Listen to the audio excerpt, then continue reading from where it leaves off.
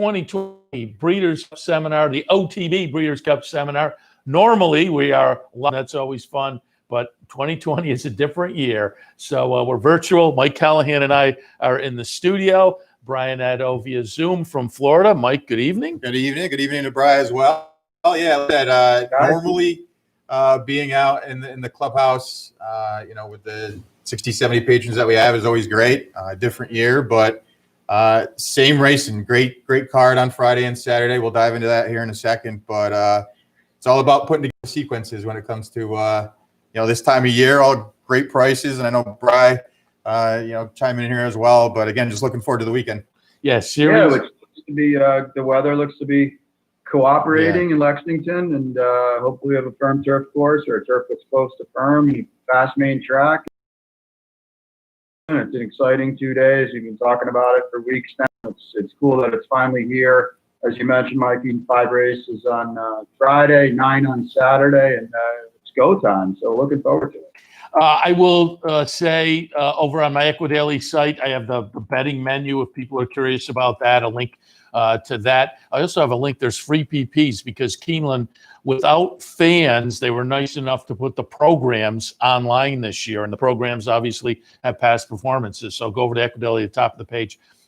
You can find some free PPs. Obviously, Capital OTB bet customers always get free PPs. Yeah, that's kind of what bonus. We're known for. Yeah, so hopefully be able to have the members section to be able to gross or stopping down to the clubhouse. We always have a ton of material. If you live locally in the Albany-based region, we have so much information. So stop down. Obviously, with the 2 big days of racing, we'll touch upon the clubhouse opening early on both of those days. Want to always give a shout out to our flagship location. So. For folks who are watching online via YouTube, there is a Q&A section, a chat section. If you have questions, you can put those up, and we have answers. We will certainly address those during the next about an hour and a half or so as we go through the 14 races. We're each going to take a look at races, and we have some replays to pull up and whatnot. Before we do that, just a little bit of an overview. We've already given it a little bit. Brian mentioned it, and I looked at the forecast for the next couple of days. Weather looks great, right around 70, sunny. So that's great. You'll want that for the Breed Cup, so there aren't any excuses. I'll just start out, and then I'll give you each 30 seconds or so just to kind of look forward to the weekend. I have said all year long, I think racing's done a great job during the pandemic to keep racing going, and it's been high quality. It's been fun. We saw it in a microcosm for the entire sport up here at Saratoga. But part of that was no fans or very limited fans at most tracks. And I thought this year, almost every division was just fabulous. So it was a sad time that folks couldn't enjoy a lot of the big names that were running very well all year long. But that then leads into a great couple of days. And again, it's going to be here, but we're all going to be able to tune in. So as I say, hats off to horse racing. And we're putting an exclamation point with these 2 days on a really good 2020 as far as what happened on the racetrack itself. Yeah, and just to compound on that, I mean, obviously in the U.S., all the tracks that were known, Saratoga, the big tracks, Churchill, phenomenal job. Worldwide as well, because the first thing I thought of was this upcoming weekend, Normally we see Europe, and just worldwide clash with the U.S. How are we going to see that with everybody being shut down, maybe horses not being able to come over, jockeys as well, because they're so used to riding in their colony over there, and then they come over. Was that going to be able to happen? So many question marks, and for it to kind of come all together, to have all the Europeans come over, because I think we did the seminar a couple of years ago. There are a bunch of Europeans that I like going into this. And I wasn't really sure if it was going to be able to come together like it did. So, kudos to everybody worldwide to be able to put on this, 2 days of great racing. So. Yeah, Brian, your thoughts? Yeah, I mean, the Euros came. I don't think anybody, let's put it this way, nobody that wanted to come wasn't coming. You could argue what they brought over, if they were the first tier or second tier, but it's not like there are 5 horses in Europe that wanted to come and weren't able to make the trip. So they definitely came. That, as you mentioned, Mikey, the jockeys, the trainers, everybody was able to come. Just to my own perspective, doing the Breeders' Cup newsletter, and Jim Gluckson's a close friend of mine, and he's kind of the face of of the Breeders' Cup, and we talked probably 2 months ago, and I said, "What do you think, Jim?" He said, "We don't even know if we're going to be allowed to have Europeans. If we're going to be allowed to have their connections and stuff like that." So to see it now come front and center for the next 2 days, and everybody's here that wants to be here, and nobody is not here. So it's great because, it is the World Championship. It's not just the Breeders' Cup for America. Everybody's here. They always send a good contingent, and especially when it's, at places like Belmont, at places like Keeneland and Churchill, certainly. I think the Euros, maybe they get a little better shake of it than, I know they've had success at Santa Anita, but, with the painted grass out there and stuff, it's not necessarily to their advantage. So I think, they're always well represented in the cooler climates of Keeneland. And I'll tell you what, as, a guy that's been in Lexington, Kentucky many times, and at this time of the year, 70 degrees is like hitting Powerball. You'll never see a better day. So, hell, we thought it was pretty good when it was 62 degrees and sleeting and rain in 2015. So it's unfortunate nobody can be there, but that's why they kind of threw the boomerang. It'll come back in 2 years. So just looking forward to a big weekend. All right, with 14 races, let's jump into it. The Breeders' Cup Juvenile Turf Sprint is the first Breeders' Cup race on Friday. It's race number 6 on Friday, and as the name suggests, it's the 2-year-olds, 5.5 on the grass. Brian, start us out. Yeah, I've got it 9-14-5 set, and it's cool that we were able to bring up some videos here throughout the night. And we'll pull up the video to the futurity of after 5. I thought this horse had a little bit of a trip. Gave up first run to the winner, second in July. He was mired behind horses and had to sift his way through a little bit. And I know he's still a maiden, but we're going to talk a lot about value over the next 90 minutes. And I think after 5 is going to offer value. If you read the quotes from Wesley after this race, he was very adamant that the horse was unlucky and that he's a very, very good horse. And he was hoping to get into this race. So, he's going to be a fair price too. And I think that's a big deal here because nobody's disputing that Golden Powell's the horse to beat. One of the other Wesley Wards. And, the Skidmore win was huge. But listen, he's drawn in the parking lot. He's out in post 14. He's going to meet other speed. And maybe he's the speed of the speed. I don't know. But he's going to be a short price. He's going to be wide every step of the way. And, to talk about our colleague Anthony Mormino's always got a great line, and that's the Mount Everest angle. And you only have to climb one horse here, and that's Golden Powell. You don't have to worry about 9 others in here. You've got to beat one horse, and it's Golden Powell. And after 5 is probably going to be 4 to 5 times the price. He's lightly raced. He's improving. Okay, he's a maiden. I get all that. But, these are ace connections here, WW and Jose Ortiz. And I'll take a square price on a horse that I think's getting better. And I've got Golden Powell in second. I don't need to talk too much about him. He's been freakish. And basically is certainly in the Skidmore at Saratoga. But, there wasn't much behind it that day either. And Wesley ran a horse that had like a 39 buyer from out Indiana Grand or something like that. So he's going to, or on Friday, I should say, and he's going to have to run hard from a bad draw over probably a course that's going to be a little more no one closed over. So I put him in second. And then Callan's a horse that if it falls apart for Rasmussen, I think he'll pick up a lot of pieces. Thought he ran pretty good behind Bodenheimer in the Indian Summer. And Bodenheimer's a nice horse, and he's certainly going to make Golden Powell earn it. So I think, I don't know if it falls apart.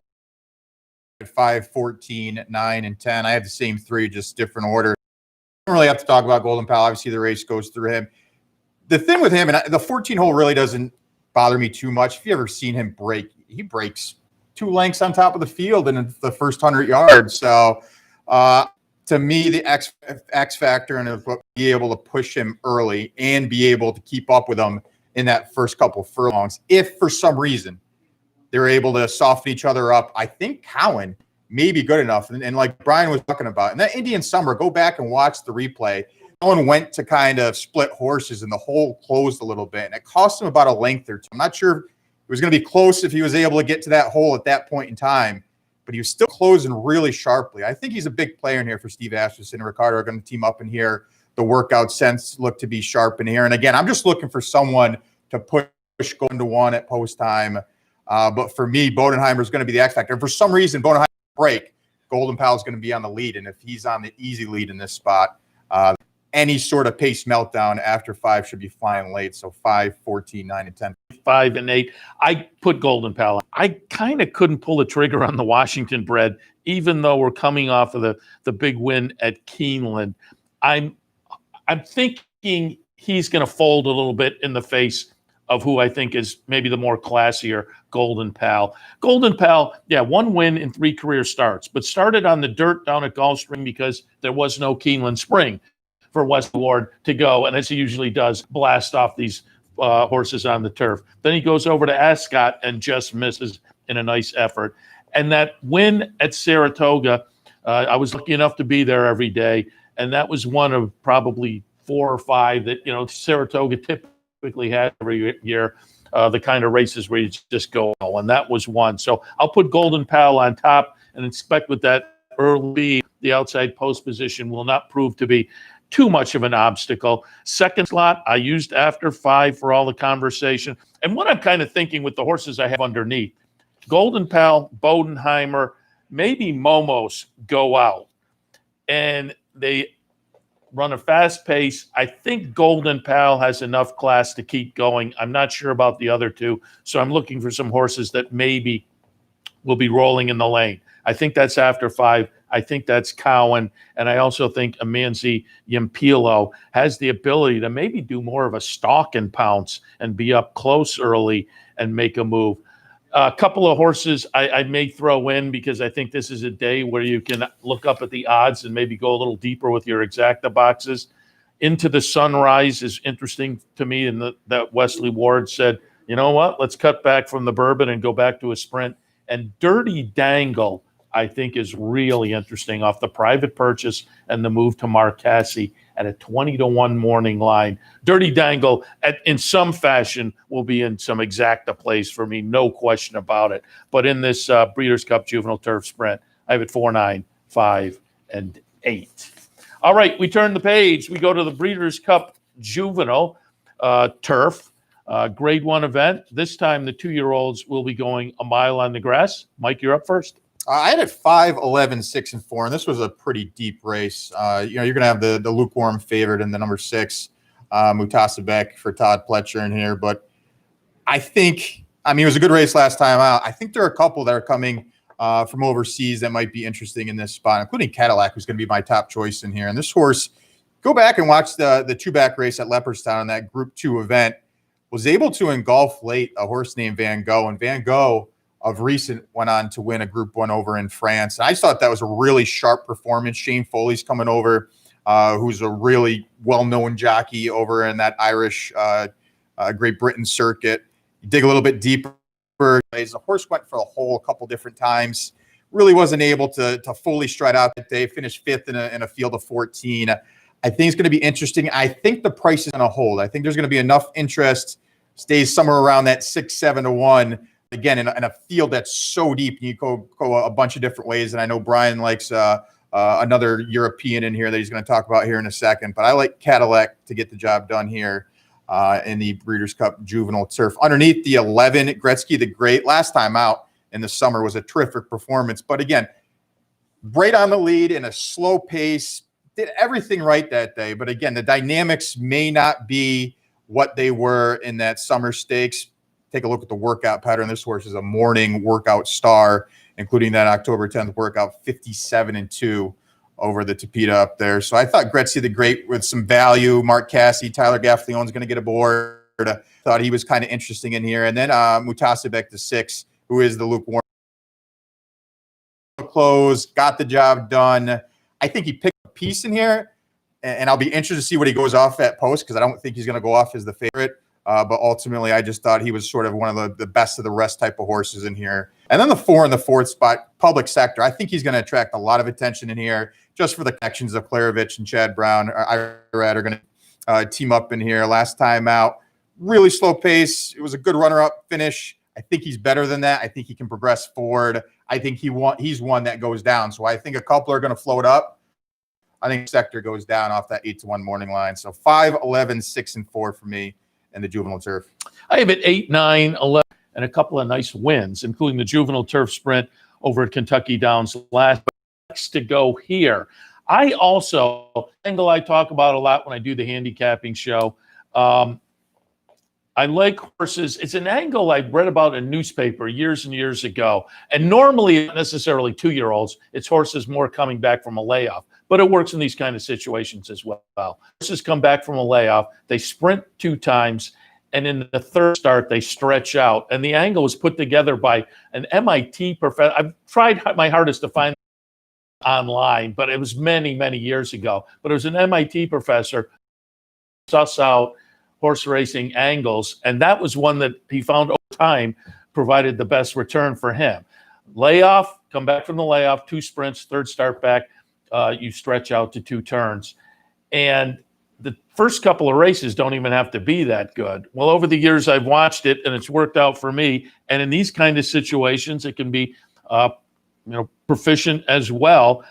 Now, this one has 2 good starts, but I just like the angle of off those 2 good sprints, now stretching to the turn mile out a door. I think it's going to be really interesting for Wesley Ward and Jose Ortiz. Now I'll get to the horse underneath, and I know Brian coming up next has a replay of a Euro. I wanted to show a replay of a Euro because we don't get to see those normally. Some of these American horses we've already seen and we're familiar with. But I put Battleground in the second spot for Braden O'Brien. We're going to go back and look. Glorious Goodwood, one of their big meets over there. Battleground is going to be in the Tabor colors, the blue, the orange cap, be the number 1 if you can see the number. And Battleground here at Glorious Goodwood going to 7 furlongs gets a nice win. To that at Royal Ascot, he had a nice win. And you can see those Tabor colors there, that blue and orange striped cap. And he's kind of sitting and is going to make a nice move and get up and win by a chart margin of a couple lengths. It's Aidan O'Brien. It's Ryan Moore, top quality connections from Europe.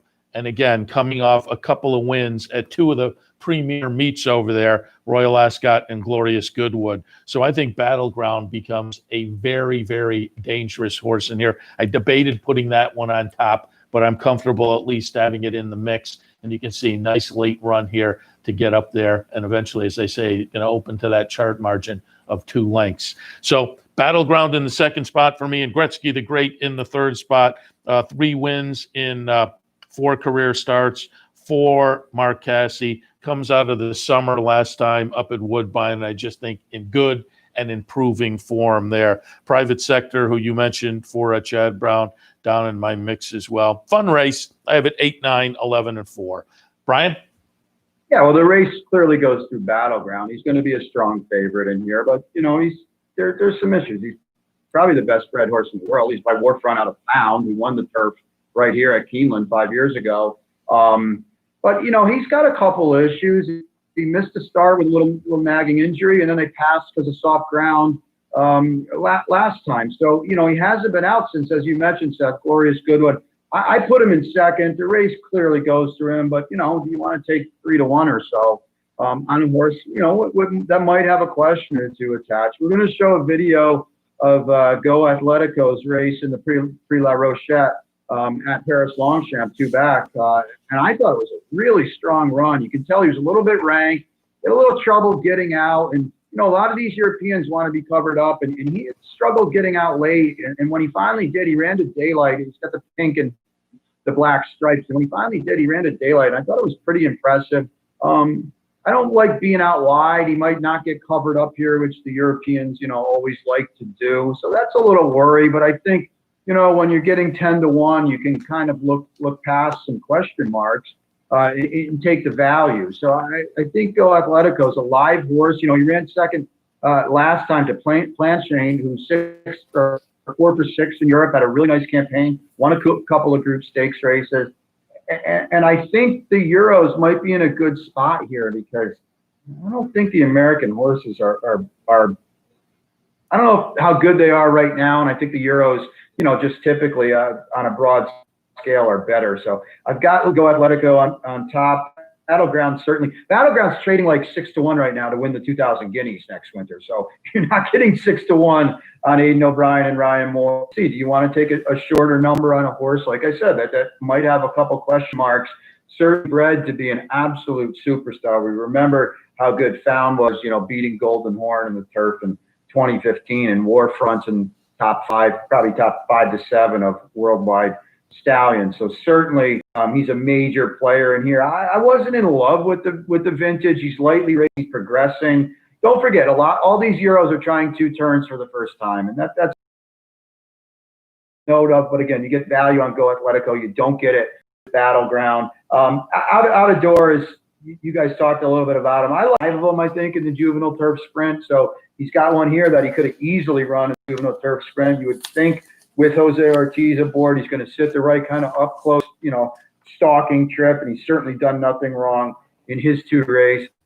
I don't know. I'm against him. He's slow. You talked how he got such a good setup, and don't lose sight of the fact that he's cutting back a half furlong, and that's kind of a big deal. It's going to be a little sharper today, and he mowed them all down. That the course is never a bad thing, but the cutback thing's a little sharp for him, and if he's going to drop out the back, that's a little tricky. So I'm kind of against him.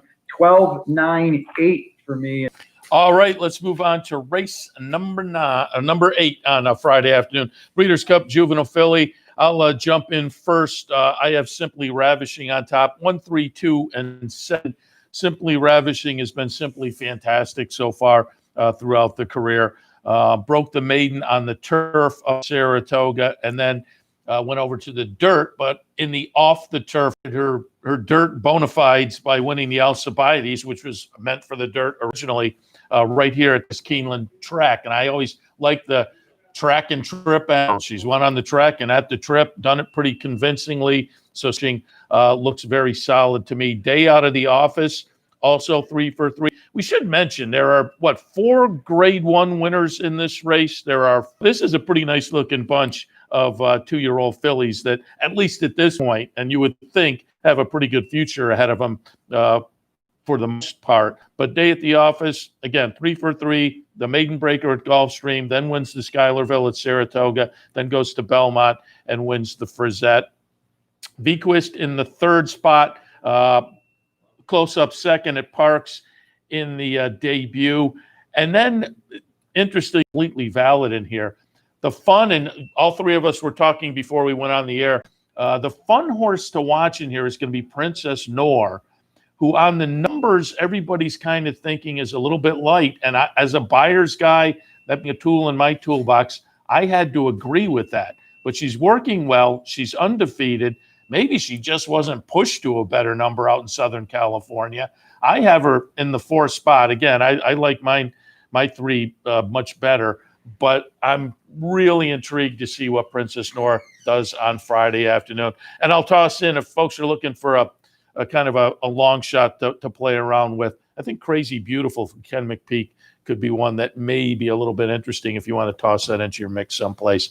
But I have it 1, 3, 2, and 7. Ryan, your thoughts on the juvenile fillies? Did you throw it to me? You broke up. A 3-1-5 for me. Day at the Office would be my best on Friday. I don't love her, but we wanted to make a best bet kind of a thing. I'm kind of spread more in the other races. First and foremost, this is an awesome race. I mean, there are gals in here that are going to run 5th that would probably have a huge chance of winning a juvenile fillies in a normal year. I feel like Day at the Office, she doesn't get any respect. I don't know if she was kind of the forgotten horse a little bit because she won the Schuylerville at a big number, and then she didn't run in the Adirondack, she didn't run in the Spinaway. She comes back and just blasts the doors off of Vequist and the Frizette, and Vequist ran. Don't get me wrong, Vequist ran. So Tinny M's done a great job with this horse. She's an into mischief. I know she tries 2 turns for the first time. We've got to talk about this too, guys. This is the mile and 16th races at Keeneland. It's a short finish line, so you want to be close early, and all these gals are going to be close early, but it's noteworthy because you get off that far turn, you blink and the finish line's upon you. You don't want to be 6 lengths off the far turn going the short finish line, or you're just not going to get up. So I really like Day at the Office a lot. Simply Ravishing a second list. Seth mentioned she's a track and distance winner. It's a big deal, and she did it with. She was awesome in the Alcibiades, and she ran fast to do it, fast time at least.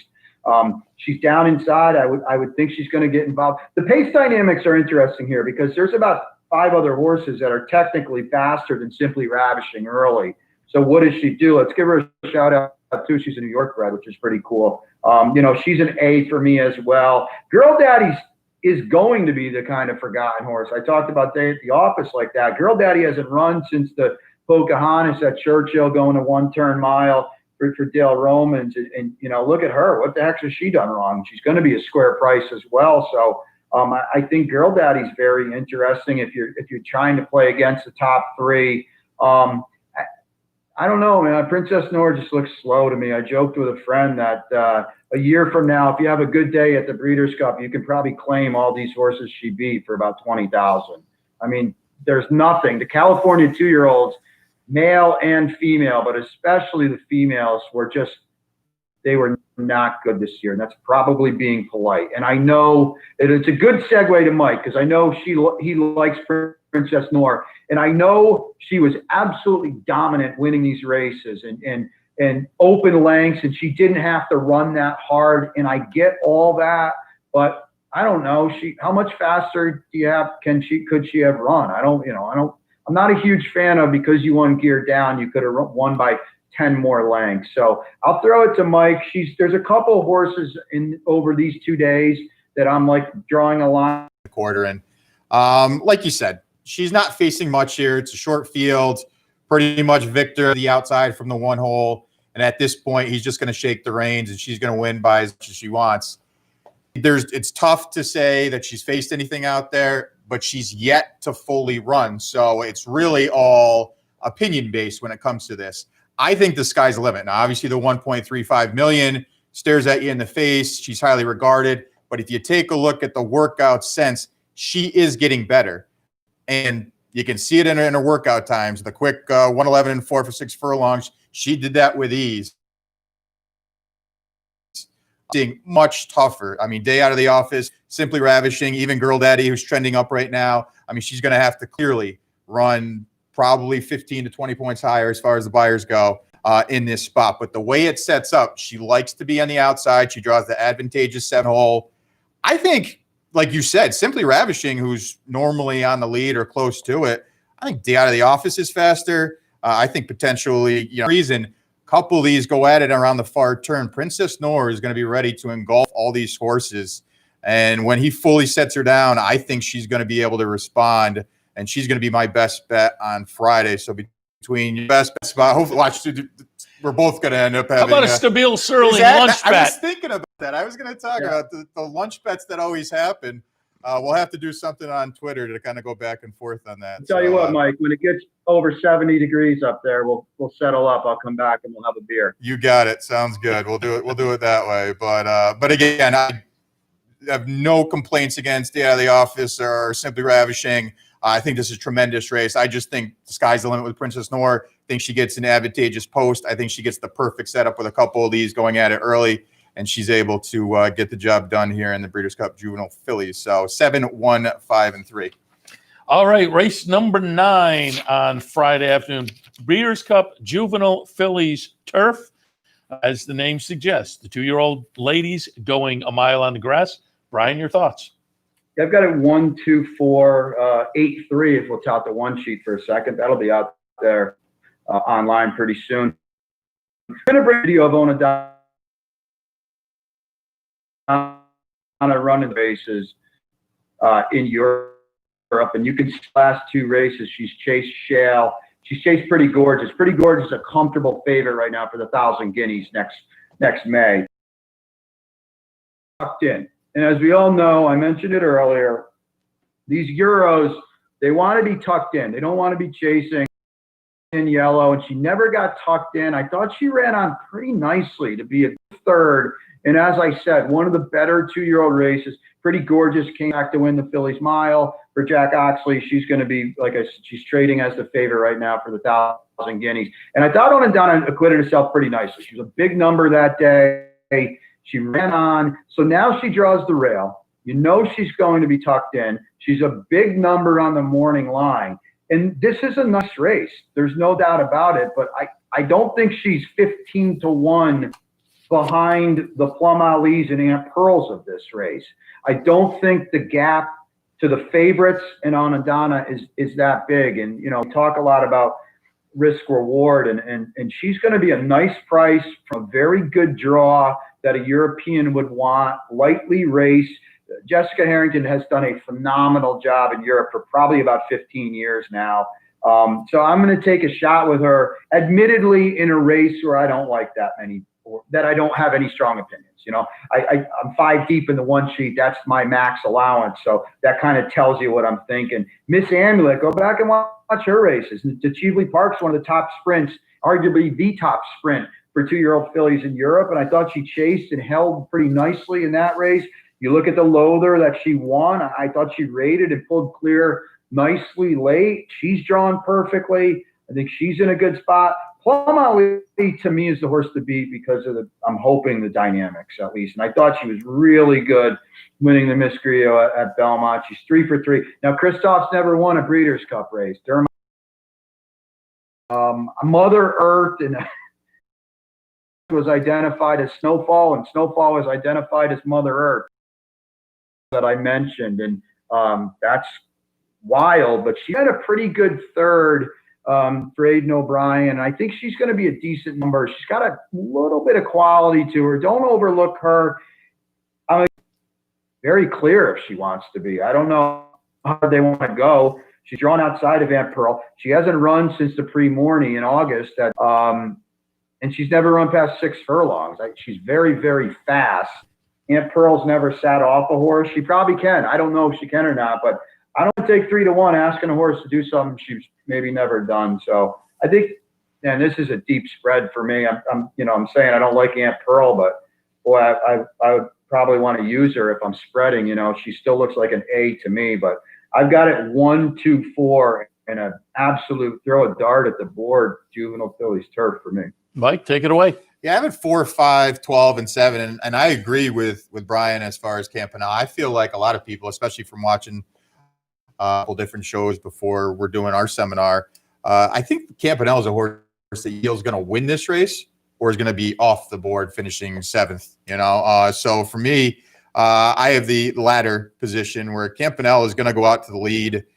And that's really the big question as far as handicapping goes, is how is this pace going to develop early? Because Aunt Pearl loves to go out, set quick fractions last time, actually broke the track record, or the stakes record, excuse me, a mile and 16th in the Jessamine. So, you know, she wants to go. A couple others want to go. Campanile's only been sprinting and now stretching out. So I think it's going to be, like Brian said, a fairly quick pace and could set up in here for Plum Ali. And you take a look at the horse that's undefeated last couple, did it the right way, didn't even break well in the Miss Grelo, and still was able to engulf everybody at the top of the stretch and kick clear by 2 1/4. You go back to the 2-back race at Kentucky Downs, again, a flying finish, and the 2nd and 4th place finishers went on to win next out. So again, good signs there. I think a horse trending up and gets a favorable setup. And that's something that when you're handicapping all these races is you have to take a look at the setup, the horse you like on. She's been unbelievable. I mean, last time out, she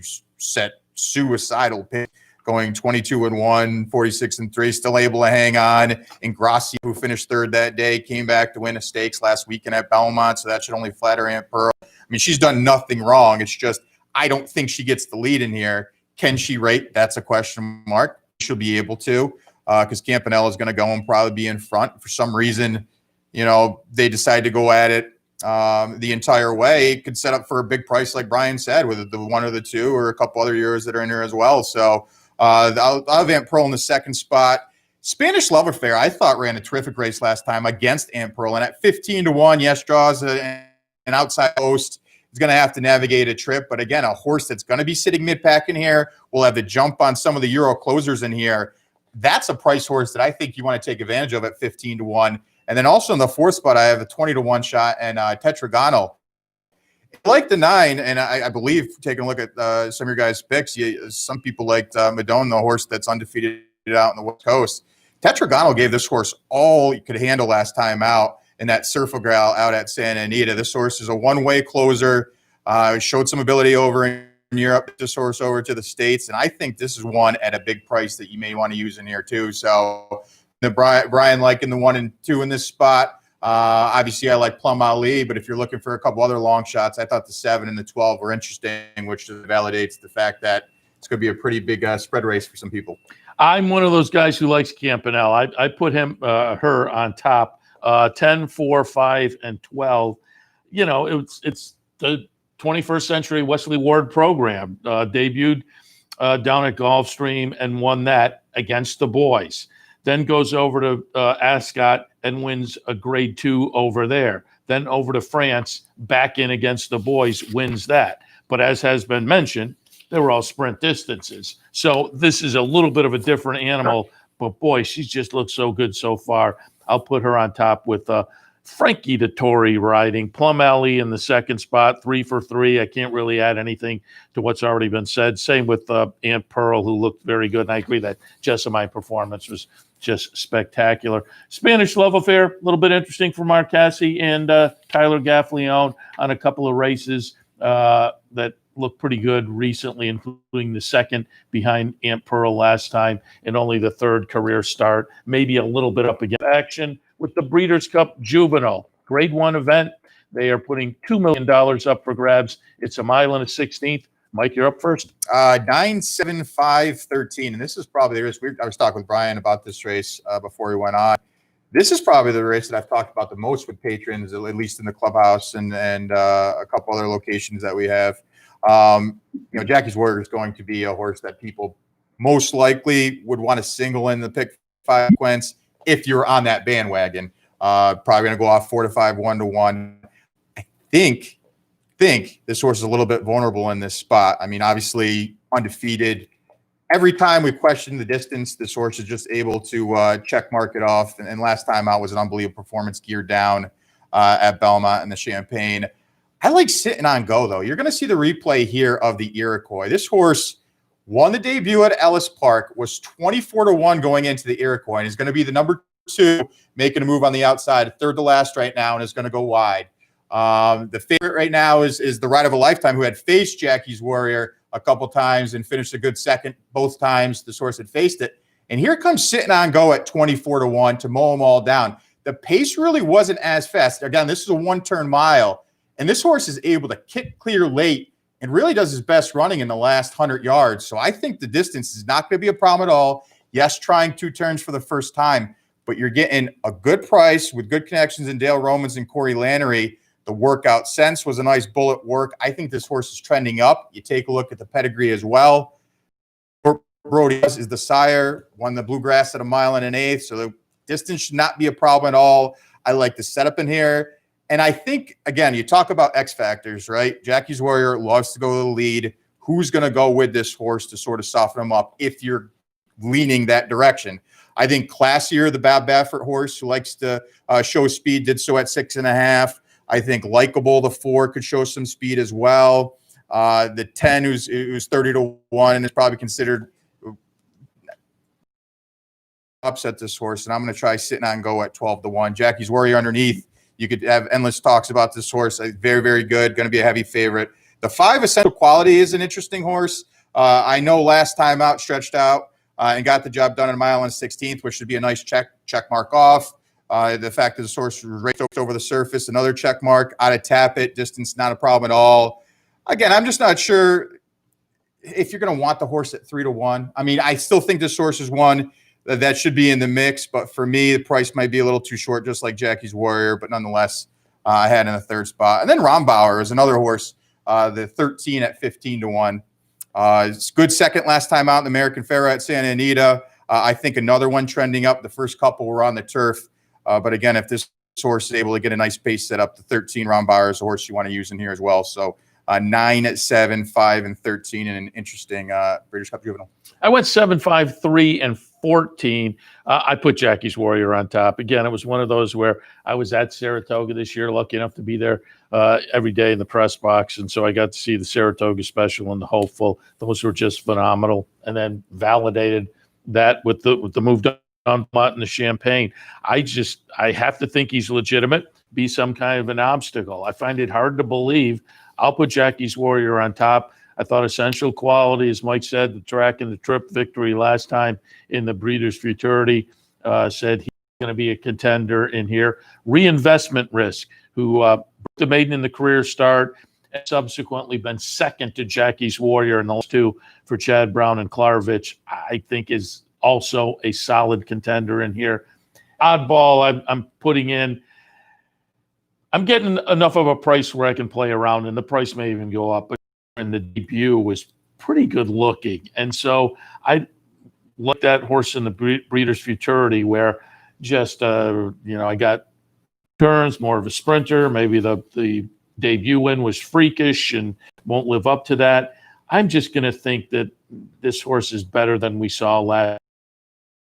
One more chance, but as I say, I might regret it a little bit, but I'm getting the price, not just on taking the chance that he'll rebound from the last one, but he's going to have to do it from the outside post, which is going to be a big ask as well. But I don't want to be, I like the horse. It's just going to be kind of fun to watch and see what he can do given that scenario. But for me, in the juvenile. 9 for me. To me, it's tough to look past Elusive Cloud. He's a track and distance winner. He's answered the 2-turn test. Well, he's going to trip out perfectly because there's a that, he's bred to be a really serious horse. He's by Tappet, Godolphin, Brad Cox. And I mentioned it, the track and distance win. It's a big deal. And he's going to be tactical enough to put himself in the right spot off the far turn, because I don't want to overstate it, but go back and watch the mile 16th race at Keeneland, and you get off that far turn and the wire is coming fast. We see it down here at Gulfstream Park as well. You do not have a lot of time to make significant ground. So I think Essential Quality is going to be very, very tough to beat in here. I like Ron Bauer. You guys mentioned him a little bit. Thought the race in California was really, really good. First time dirt, ran well, trying, won company as well. He's acquitted himself nicely on the turf. He steps up. Listen, it wasn't a great race. Spielberg was favored as a maiden. The big Dr. Chivel passed on the race, out for the rest of the year. So, I get the best horse in California. But, it's tough to make up significant ground at Santa Anita, and he did it pretty nicely, and he was beaten less than a length in second. The post is a problem. The running style might be a problem as well, but I see a lot of speed in here. I don't know if he can win this race, but at a number underneath, I think he can crack it and be a horse to say, you know what, I remember him. Let's let him get 9 furlongs next year and see what happens. So Ron Bauer is definitely in the mix. Mikey, I'm with you on Sitting on Go. I've got him at 6-1 on my fair odds line. We showed the Iroquois. I'm glad you brought. I loved Midnight Bourbon that day, and he ran him down on the square, and you win for fun, and you run a 54 buyer at 5 furlongs. To me, it's kind of a nothing race in that. It's tough to tell. Has done phenomenal work at Keeneland over the year, so I think Sit and Go is an A to me. I think he's very, very live in this spot. Mike, you mentioned the workout course with Steve Asmussen back in the day, and he aired in a couple of New York Stakes, and he got Santa Anita and just bombed in the juvenile. And I don't know, Jackie's Warrior might win, stretch out. By the way, no one's really kind of talking about the fact that Jackie's Warrior went 47-3 in a 1-turn mile at Belmont. What was he not supposed to do? He aired for fun, and he's going to have to run a lot faster here. And if he's going to run 46-3, you have to have opinions in this game. And if he's going to be 7, he might be 5-2. And if Jackie's Warrior is 9-5, 2-1, much, because he can single her. And there's decisive with your opinions in a 5-race sequence of a pick 5. And, there's going to be a lot of people they're probably going to make Jackie's Warrior 3-5 at the end of the sequence. Because any budget player, there's your anchor. And so if you can beat a horse like this, let's say Sitting on Go wins at 7-1, he might be 15-1 in the sequence. So I'm dead set against him. If he wins, we'll golf clap for him. But he can beat me at underlaid odds in a scenario where I don't think he's going to have faced this kind of scenario before. And he's going to have to run hard on the lead every step in a way. I'll side against him. 5-13-9, King Fury, reinvestment risk, and fringe players for me. Sounds good. All right. We have put Friday in the books. We'll take a break. We'll come back and get into the Saturday Breeders' Cup card. Stay tuned.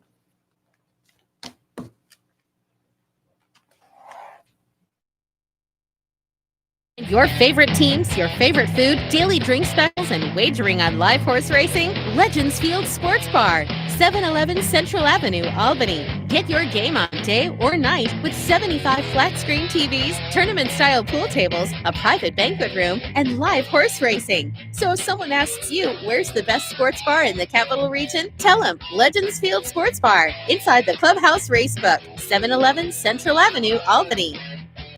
What if there was a way to become a better horse player, to have a better knowledge of the game, to be more successful? What if there were a way to take what you've learned, what you know, and make better decisions, better choices? In horse racing, knowledge is a powerful tool. Race results and replays, past performances and live streaming, wagering from all your digital devices. Capital OTB. Become a better horse player. Birdstone is an outside front. They're coming down to the finish. Can Smarty Jones hold on? Here comes Birdstone. Birdstone surges past. Birdstone wins the Belmont Stakes. It's in front, but here comes High Chaparral. High Chaparral, the defending champ, to take it to Bauer. These two arch rivals head to head with Joe Hart bearing down on them. It's going to be a three-horse photo finish to the turn. Here's the wire. Photo finish. 20 OTB Breeders' Cup virtual seminar. And we thank you for joining in. We've had some questions. And in fact, our buddy Klaus Ebner from Woodbine wrote in a nice comment. And we miss you too, Klaus. Klaus said he missed us up at Woodbine this year. The best host, the best host of any track I've ever been to. Klaus's question was actually, why isn't Hidden Scroll in the Breeders' Cup Sprint? We don't know, Klaus. We don't know. He's coming to a Tapeta track near you, I think. We miss Klaus. That horse is running over here at Saratoga too, because he owns some harness horses. But appreciate his watching and everybody else who is tuning in this evening. Hopefully, we're giving out some good information, and we will try to continue that now as we kick off the Saturday action. Fourth race on Saturday kicks off the Breeders' Cup with the Breeders' Cup Filly and Mare Sprint. I will jump in with that. I've gone 2, 7, 6, and 1. And I'll tell you, as I looked and read more about this race over the last few days, I'm now, Bell's the One is attracting more interest from me. A horse I didn't include in my mix because there's a lot of speed, and Bell's the One may be interesting coming late. But Gamine, again,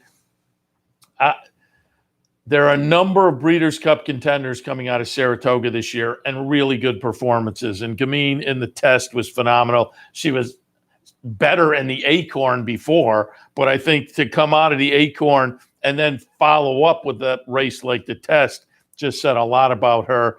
You know, last time in the Kentucky Oaks, she's more of a sprinter, it seems like. So I'll get her back at the 7 furlongs and put her on top. But Serengeti Empress is quality. A horse that goes out, gets to the lead, and does not like to relinquish that lead. And in the last couple of starts, she's gotten back to that.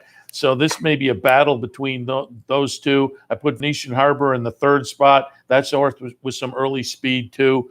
Speech is in my mix. But again, with that early speed and it's 7 furlongs, if this one falls apart, I will say I may regret not using Bell's the One. And in some fashion, I will have some kind of backup with Bell's the One, just in case that whole pace scenario does play out. And she's the last one standing as they're making the run down the final furlong. But I have it 2, 7, 6, and 1. Brian? I'm just guard at the wall here, admittedly. 5, 7, 1, 9.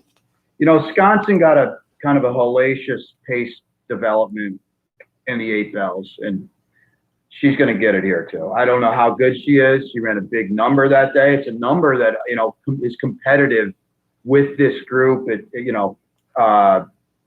And they're going to fly up front. I've got a beer bet that Gamine will be in front early. She has to go from there.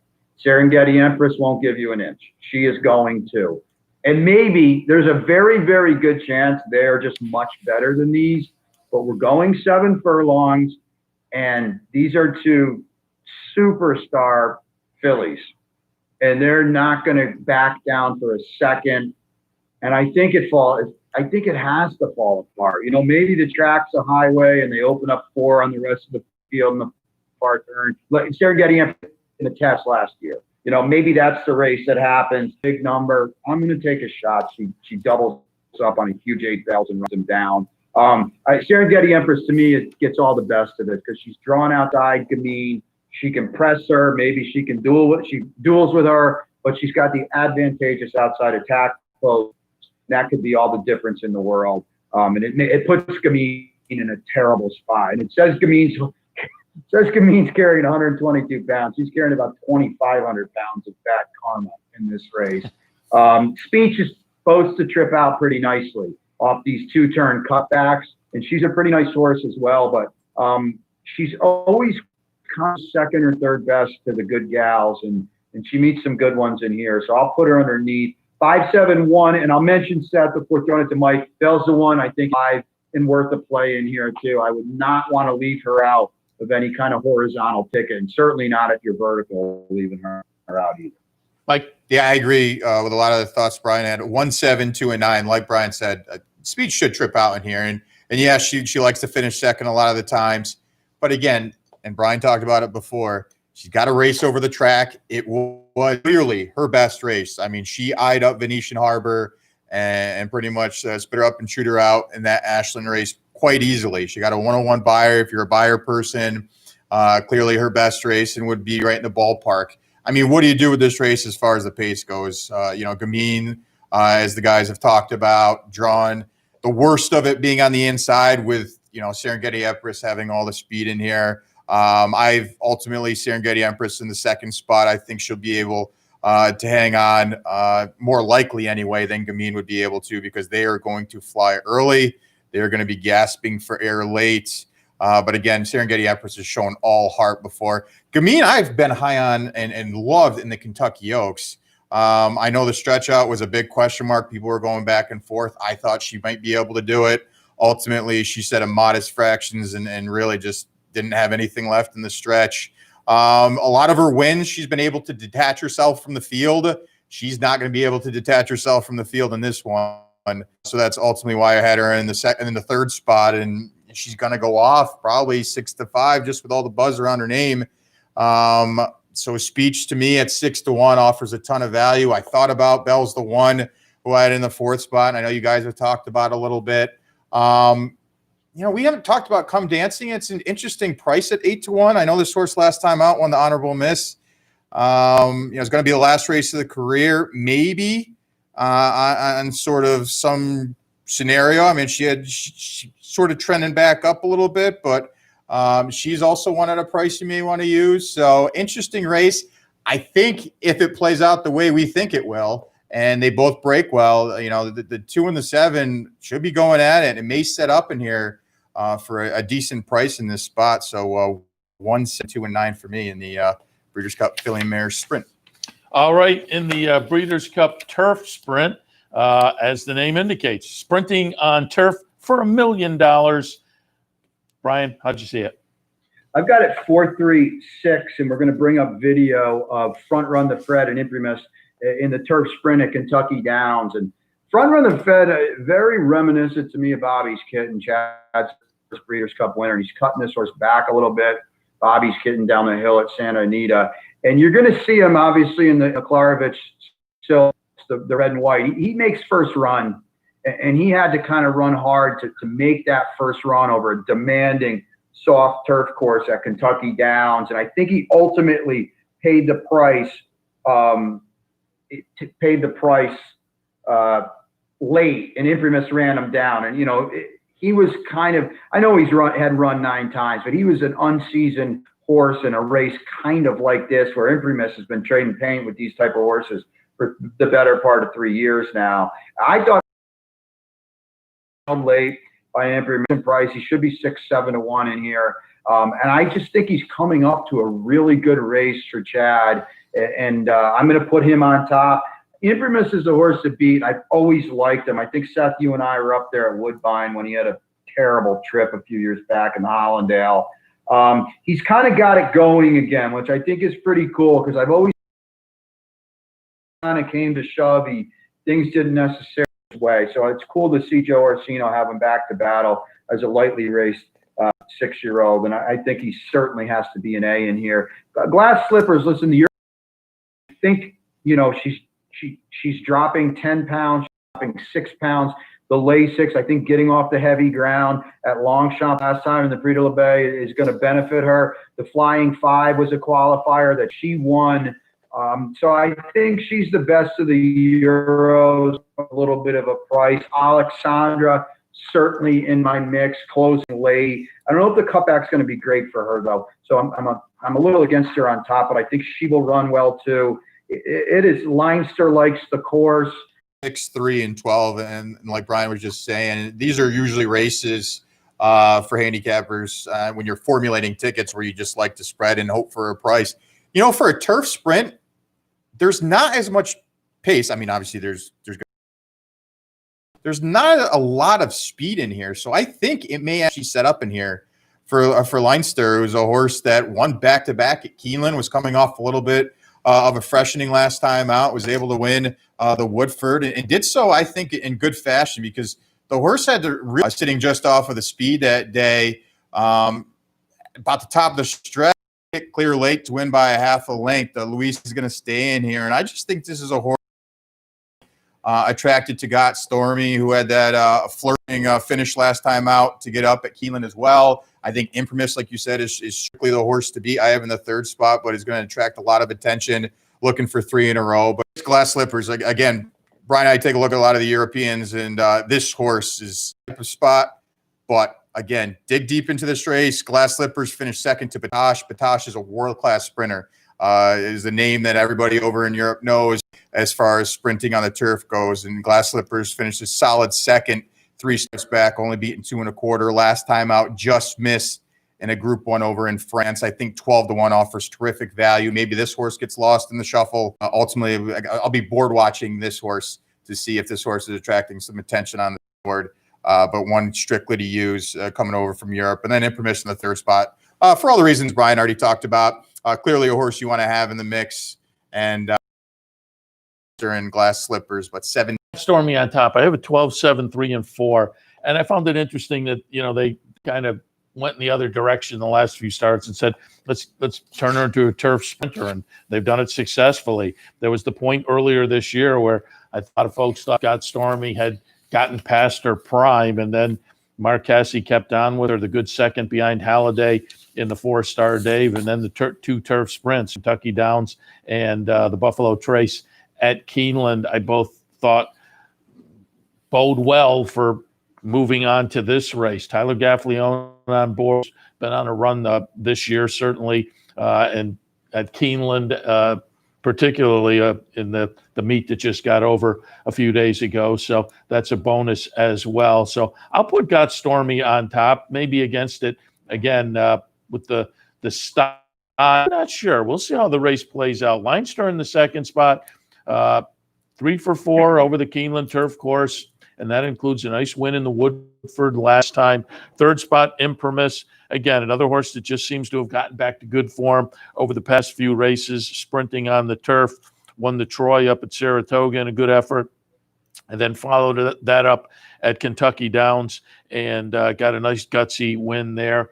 I should mention that win at Keeneland, that Buffalo Trace from Got Stormy, that was a super gutsy performance. I mean, she was, in the last furlong, there was no way you thought that was going to happen, and she just kept coming and coming and got up there by a nose. I like that too, that she comes in off a really hard-fought battle like that. Front run the Fed in the 4th spot.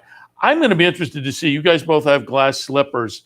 To me, turf sprinting is not the bailiwick of Euros. Australians, I'll say yes. Euros, not so much. But you look at the record of this horse, and certainly deserves.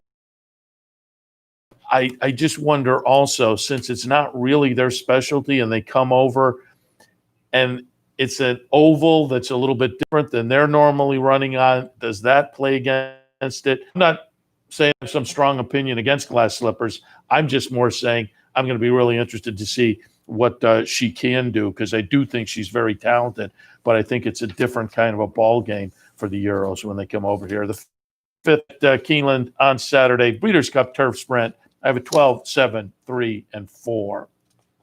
Breeders' Cup Dirt Mile.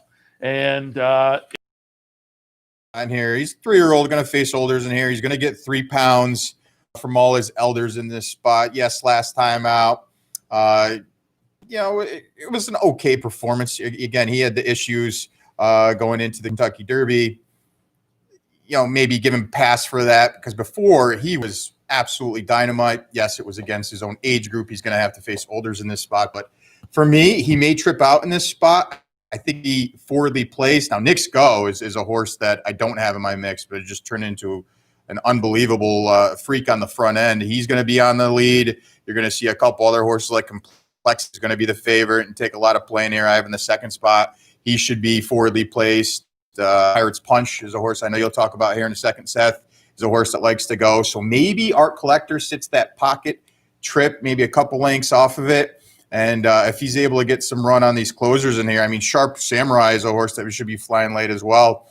But Art Collector, to me, may be able to trip out in here and hopefully get a decent price at 6-1 on the morning line. Complexity, he's a horse that did everything right last time out. I just think he may be a vulnerable favorite in this spot. Yes, he's 2-1 on the morning line. He's buyers-wise makes a lot of sense in here, but he's going to have a ton of pace on the front end. So he's going to have to either sit off and hope to collar him at the top of the stretch.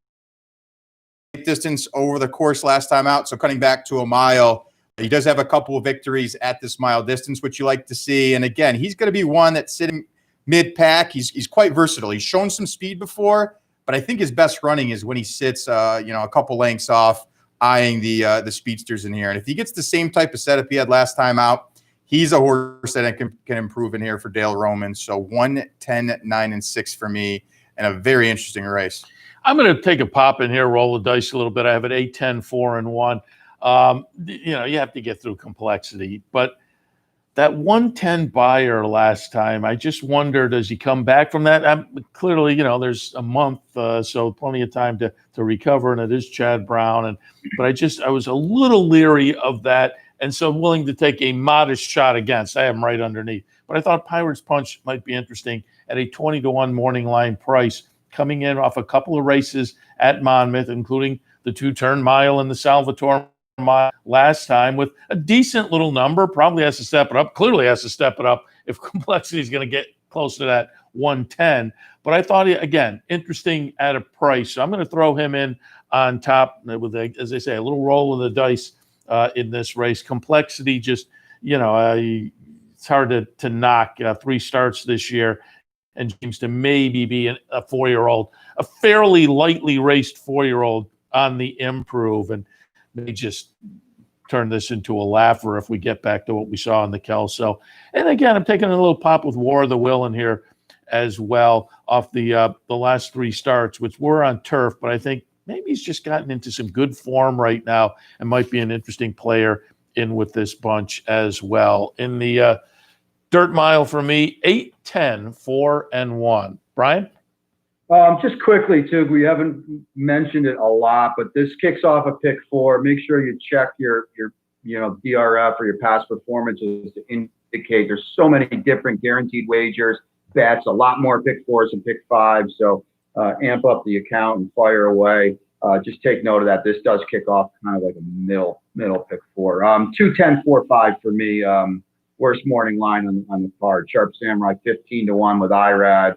The only dirt race showing was second in the Pacific Classic behind Maximum Security. So, Sharp Samurai probably 5-1 in here, but you want to be, we haven't mentioned it yet, but you need to be inside on this. Look at your configuration here. The outer posts are doom in this 2-turn mile at Keeneland, this 2-turn dirt mile. It's a brutal post to be outside.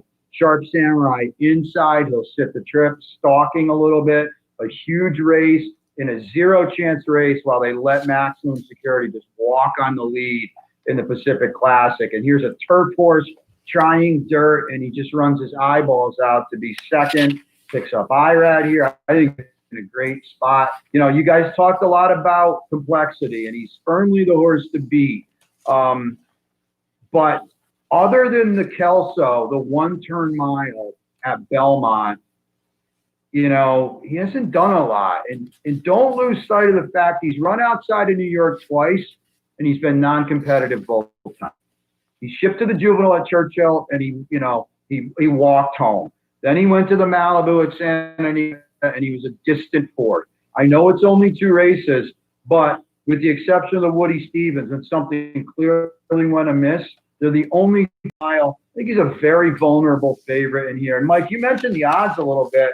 And, you know, I was making my fair odds for this race, and I initially had him at 3, and then I lowered him to 5-2. And I actually did lower him to 2-1 because there's just not too many horses in here you can bet. And I don't know, all of a sudden we're supposed to believe in Nick's Go because he walloped a couple of races. I don't know. He's going to have to run a heck of a lot harder on the lead, so I'm a little against him. I think War Will's very interesting. I know he's been doing the turf thing this year, but you look a lot of in his dirt races, he didn't have a lot of chance in a lot of them. I mean, you know, he's not competitive in the Breeders' Cup Classic. I thought he ran fine in the Pennsylvania Derby. Nothing went right in the Jim Dandy. The Belmont was too far. You go back to the Preakness, he ran huge in the Derby. I think, you know, if you're getting a little funky in here, I think he's interesting. I wouldn't talk anybody off him, but I'm 2-10, 4-5, and it's a dirt mile. I know Mikey picked Art Collector. It's a dirt mile where you do not have to pick the favorite. That is for sure. Race number 7 on the card on Saturday. Cup Filly Mare Turf Grade 1 event. $2 million up for grabs. They go 1 mile and 3/16. I'll jump in first. I have it 6, 10, 1, and 2. I think the 4 Mean Mary is really interesting. I was trying to get that horse in the mix, who's just hasn't missed or only missed an exacta once in 8 career starts. So I'm very leery of Mean Mary, but I put Rushing Fall on top. Loves Keeneland, seems to be in good form right now for Chad and E5 Racing. Comes out of the nice gutsy win over Mean Mary in the Diana. I'll put her on top. Second slot. At 12-1, we'll see if that morning line holds up, but I think Civil Union is interesting for Shug. Comes in really good form, 5 wins and 4 starts this year, including the win in the Flower Bowl last time. A nice gutsy win over My Sister Nat. Beat My Sister Nat 2 starts back as well in the Glens Falls up at Saratoga. So expect Civil Union to be heard from in the lane.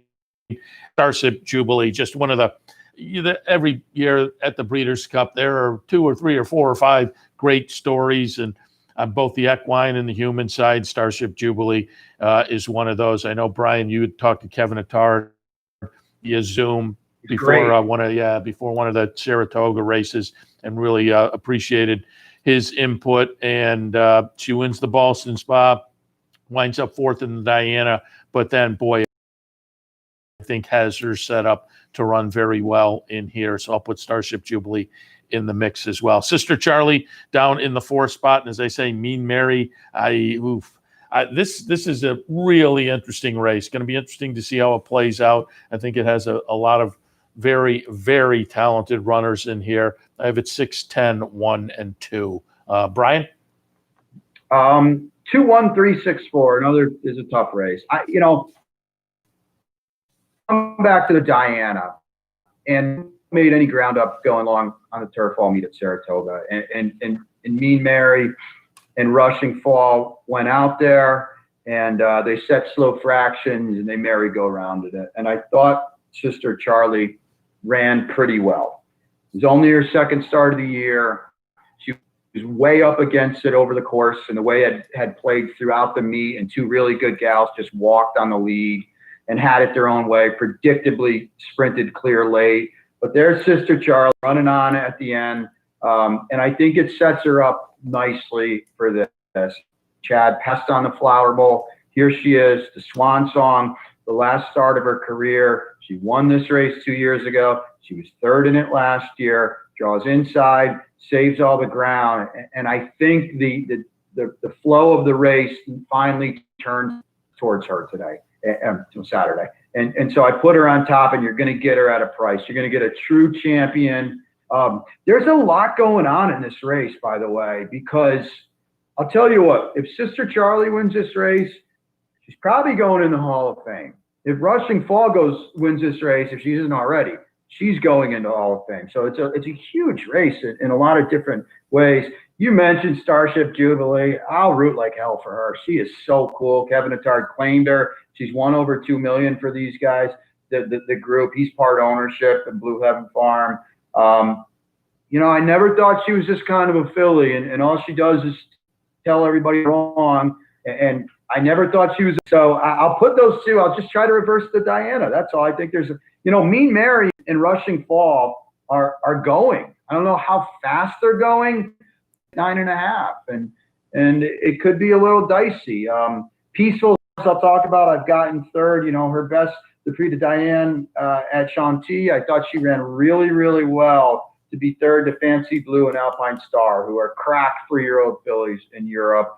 Didn't work out in the Sun Chariot at Newmarket, but it was a total bog that day. You can draw a line through it. Thought she ran fine to Champs Elysees and the Matron. Now Champs Elysees isn't a top class European filly, but I thought she ran well. But the only time this one's gone past a mile in the Prix de Diane, I thought she ran really, really well. Lay 6, Brian Moore, Coolmore inside.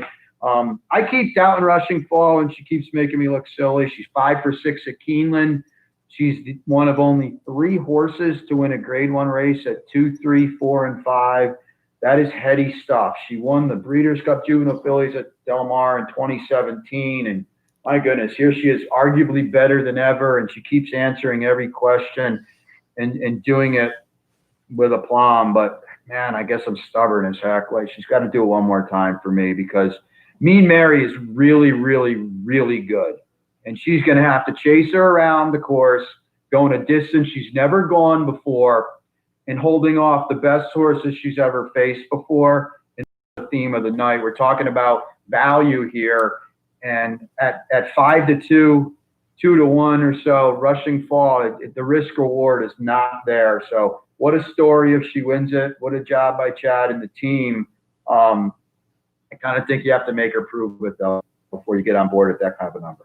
Mike, your thoughts in the Breeders' Cup filly mare? Yeah, Brian's thoughts are exactly what I thought of Rushing Falls. I've always been opposed to Rushing Falls. I always had question marks because she's never been really flashy when she wins. But I do have her on top in here. I finally transitioned over onto the bandwagon.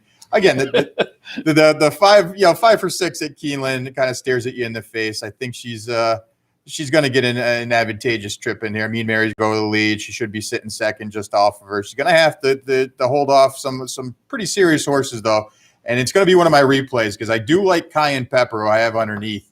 And you're going to watch the replay of the Blandford, which is a Group 2 stakes over in the Cura.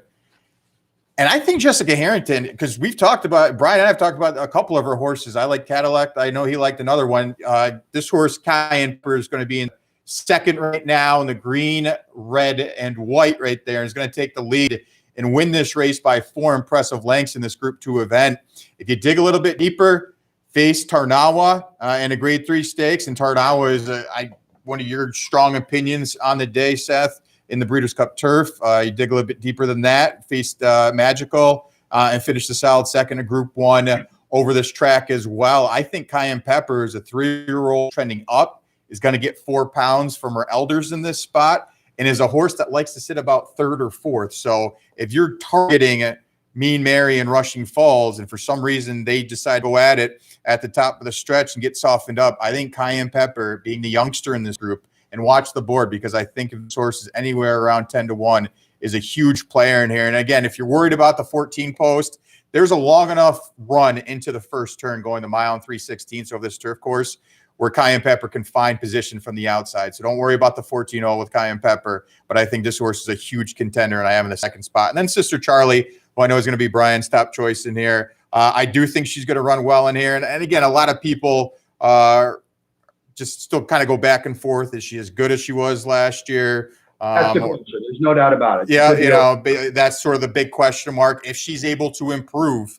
back to that old form, she's a huge contender, and you're going to get the price that you want with Sister Charlie, even if it's 4-1. And again, we're going to see these odds change dramatically in the Breeders' Cup. I remember a couple years ago, I liked Line of Duty at 10-1 was my best bet, and he ended up winning, but he ended up going off to 3-1. So in the Breeders' Cup, you're going to see dramatic changes in the price. But I think Sister Charlie's one you definitely want to use, and do not leave out any of the pick 3s, pick 4s in this spot. So 6, 14, 2, and 4 for me.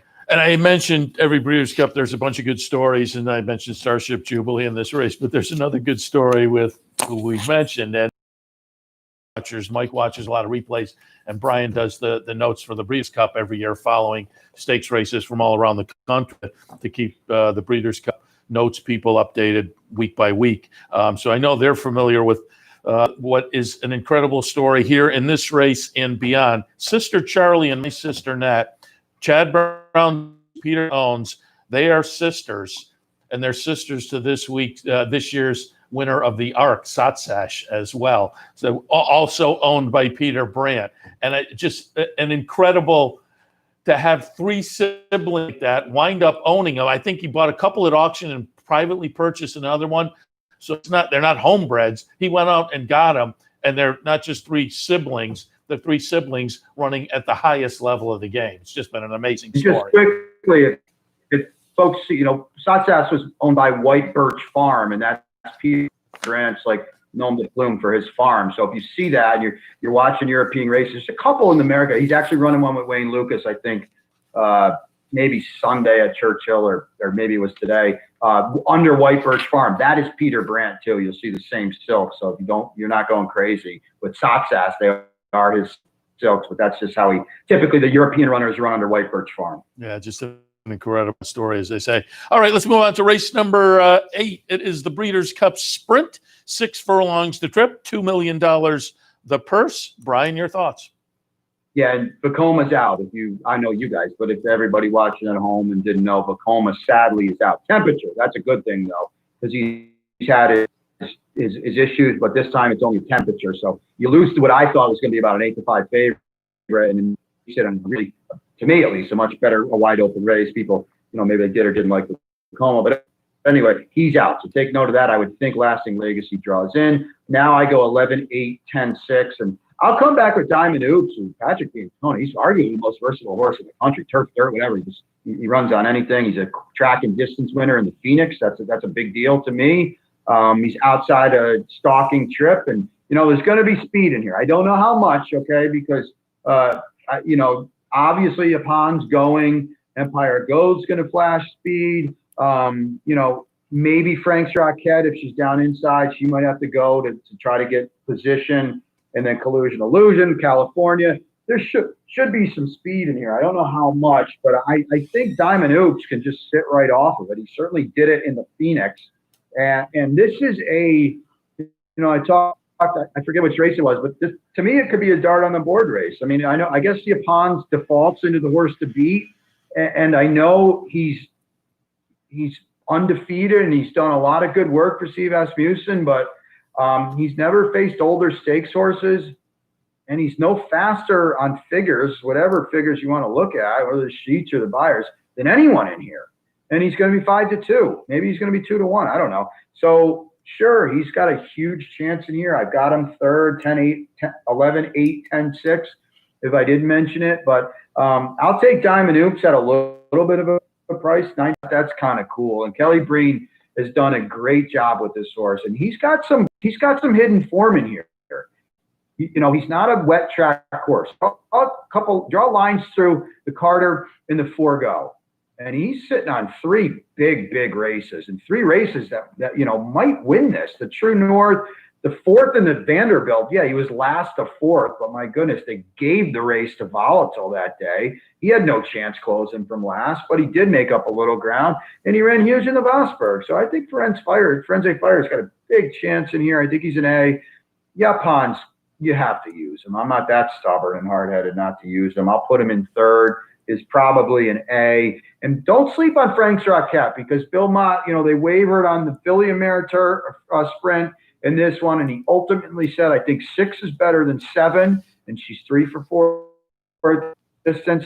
If she can not get, run over by the outside speed, and she can somehow get outside that speed, which is not going to be easy. We'll talk about that with this law. If she can somehow trip out from that spot, she's going to have a big say in here, and she's really spots when they created the Philly and Merrow sprint, which is cool. I get it. It's its own division.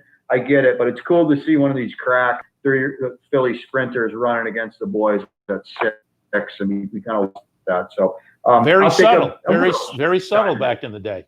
There you go. Thank you, Seth. 87, I think. Yeah, very subtle for sure. So One Dreamer, I think, at Belmont running second to Mr. Greeley in '95. So it is not outside the realm of possibility by any stretch.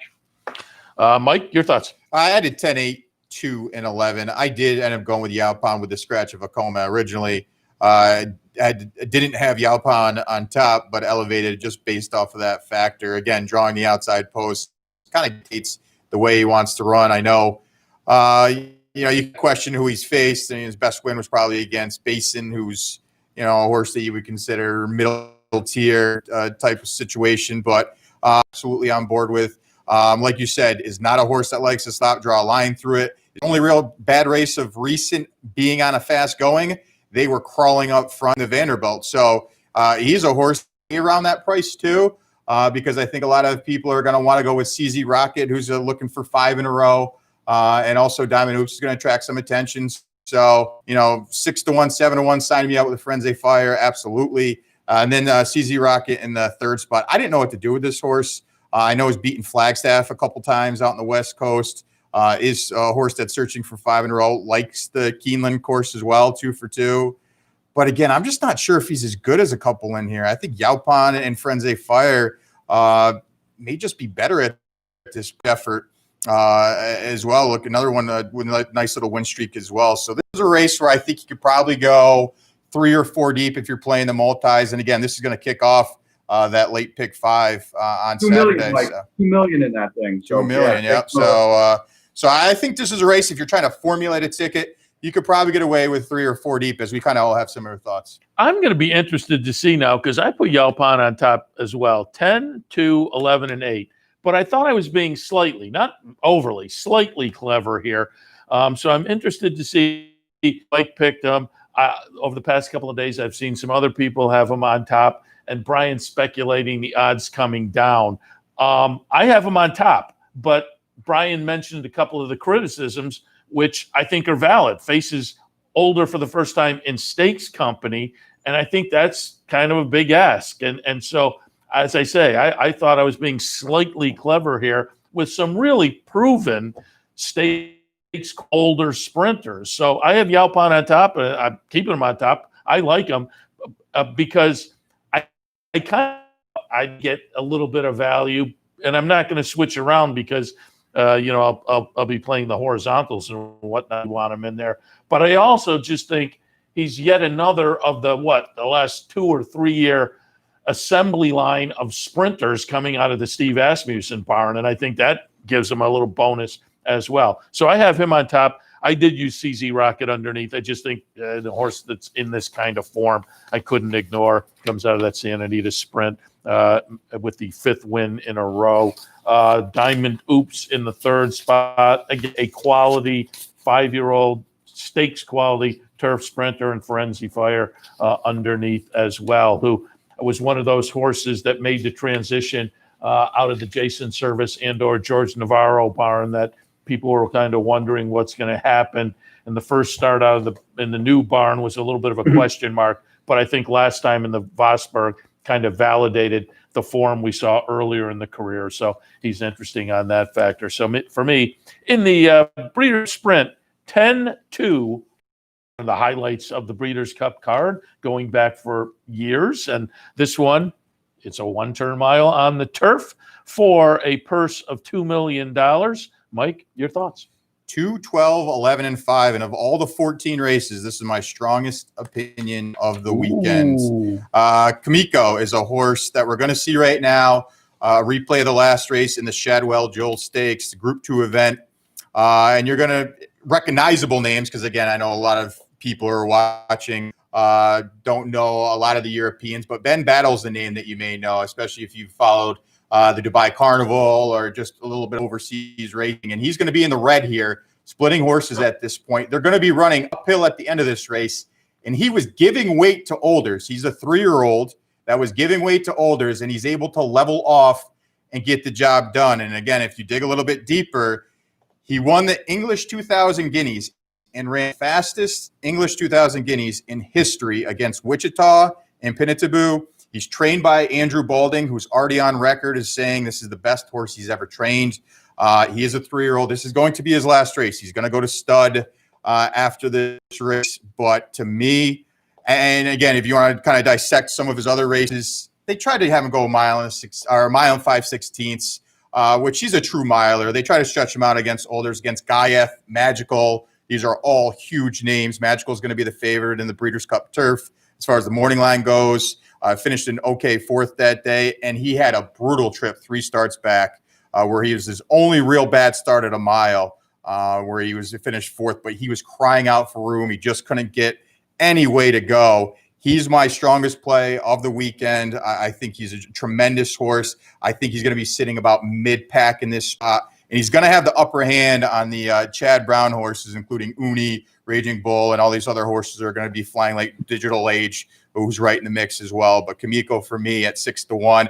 I think he's going to be a trendy horse. I think a lot of people are going to be on him as well. He may be 4 or 5-1 if you're looking for a win price. But again, 4 or 5-1, a $12 horse never hurt anybody. So Kamiko for me on top as my strongest opinion of the weekend. The 12 underneath, Uni, kind of similar to Sister Charlie. A lot of people have thought, well, maybe she didn't come back as good as she was last year because she was just unbelievable, including winning the Breeders' Cup Mile last year. So is the defending champion. I think she's rounding back into form. She had an excuse 3 back in the Just a Game. They didn't go fast that day. Newspaper record sort of just went wire to wire and it was supposed to happen considering the fractions. The 2-back race in the 4-star Dave, no one closed that day. If anybody remembers that race, Halliday and Got Stormy went 1-2 all the way around and no one closed. So that was sort of a head scratcher. Maybe it was just a situation where you kind of have to consider the ground more than anything. And then last time out, she got the job done against Bull Recall. I think she's a horse that can improve, just kind of like Brian thought with Sister Charlie last race. I think Uni can easily improve, and it's going to be a horse that attracts a lot of attention, a must-use in the pick 5. And then the 11, Ivar. Ivar's probably the wild card in here. He's a horse that she's a horse that just kind of been trending in the right direction. Last time out, did it in a different fashion, came from off the pace, normally likes to be on the lead, quite versatile. I have an 11, 1, 5, and 8. I used Ivar on top. I was impressed by that Sheffield Turf Mile. Made a nice steady run to get up over the talented Raging Bull. Did it with an improved buyer number. You have to remember also, buyers on turf are not necessarily as much of a science as they are on dirt, if there's science there. But still, it does signify that the horse in good form, perhaps some improving form. I'll put Ivar on top. I am not at all thrilled, to be more towards the outside post position wise, but again, if he can run the way he did last time and get away and just maybe mid-pack it and then get that late run, Ivar on top. Circus Maximus. It's Braden O'Brien. It's Ryan Moore. This is, a 4-year-old and I think a talented Group 1 winner from Europe that I'm going to throw in the mix. Ran 4th in this race last year behind Uni and Got Stormy, and I think can be a player in here this year. Digital Age comes in for Chad and Klarovich off a couple of nice starts at both Saratoga and Churchill that I think signal this horse is in good form right now. March to the Arch may be interesting, running 2nd last time to Starship Jubilee. Maybe we can watch Starship Jubilee earlier on the card and get a little barometer on March to the Arch. But I think this one over the past couple of starts has signaled some good form right now and maybe offered at a little bit of a price from Mark Cassie and Gaff Leon. As you talked about that one as we watched the replay, I may have to take an extra look at that one. And one more I wanted to mention, Casa Creed, just because owned by our friend Lee Einseidler, and I know Brian knows him as well. I've known him for a number of years. I want to say I got introduced to him by Steve Bick, but I've known him now for years and hang out a lot. Not necessarily hang out as much, run into him and shoot the breeze up at Saratoga during race days, because not only has he over the past few years with his LRE racing become kind of a prominent owner, but man, he's a player, and it's fun to talk to him during the day and see what horses he likes, and he has good opinions and whatnot. And so I'm definitely going to be rooting for Casa Creed and our friend Lee Einsiedler, but I have it 11, 1, 5, and 8. I got introduced to Lee by Lee himself, having a beer at Peabody's, playing around Golden Tee. So, big fan of Lee, and we wish him all the best of luck. 5, 11, 14, 12, 6. I do have a video. So one of my only few videos to bring up. Let's bring up the Turf Classic where Digital Age mows down. And here we are here. Obviously the Corvette Farming colors for Chad. Way in the back kind of right now. And Factor This ran such the best race this day, and I get that.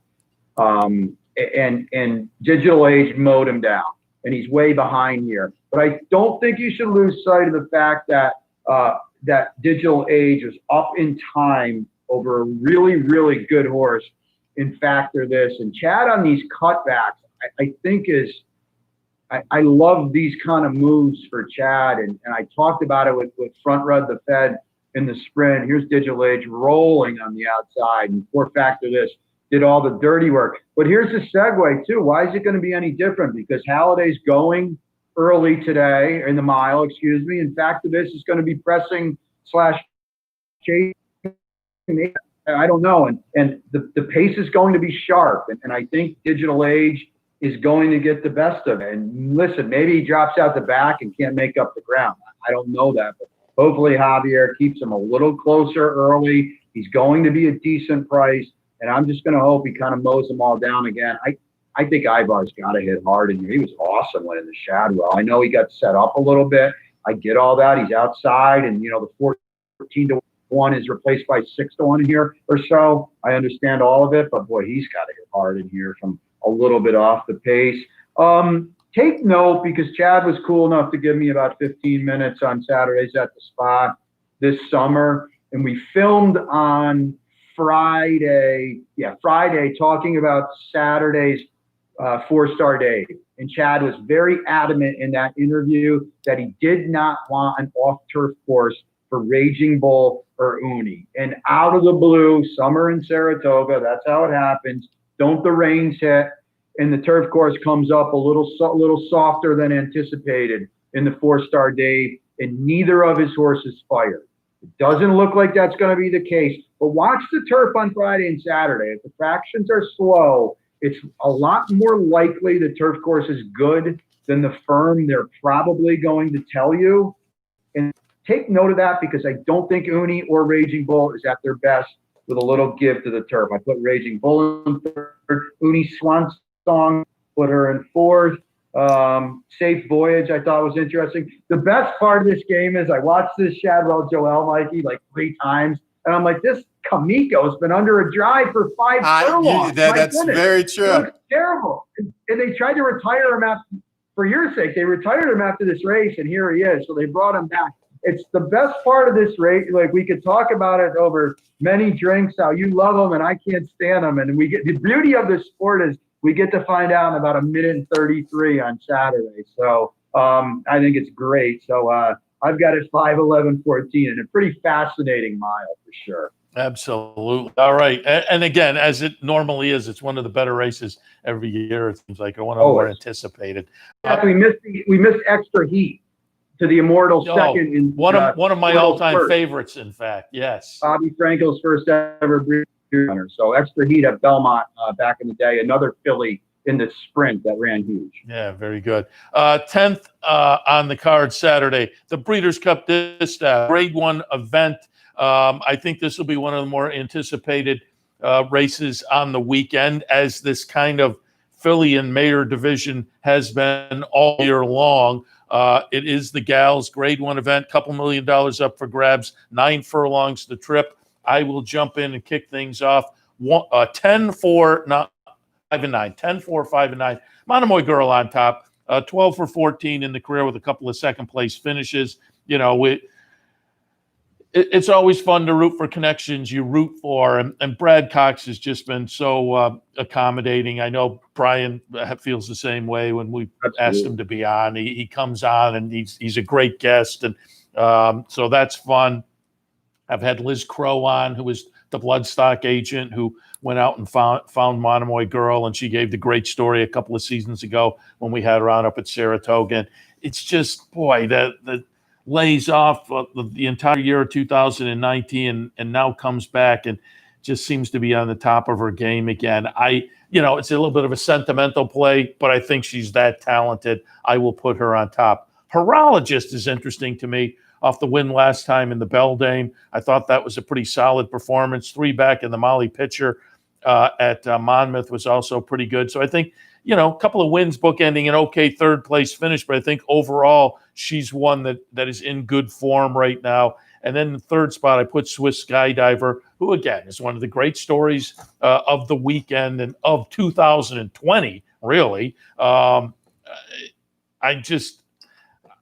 could have put her further up. I could have put her further down. I wasn't quite sure what to do with her coming out of the Preakness. It was such a big effort, but you could go either way with that. I'm expecting, because I think she's working well, and I think he found a field of pushovers by any means, but it's interesting. She's interesting. I think she's going to be a player. Ollie's Candy, if you were looking for a little bit of a price, I could make it a little bit of an argument for as well. But again, Monomoy Girl and Swiss Skydiver being in here, I think make this race very, very intriguing and one of the stories of the weekend. But I have a 10, 4, 5, and 9. Brian, your thoughts on the distaff? I think it's hard to get by Monomoy Girl. I just, and she draws perfectly. She's trying to double up in the distaff. She's got to win at Keeneland. I think she's just kind of heck to pay in here.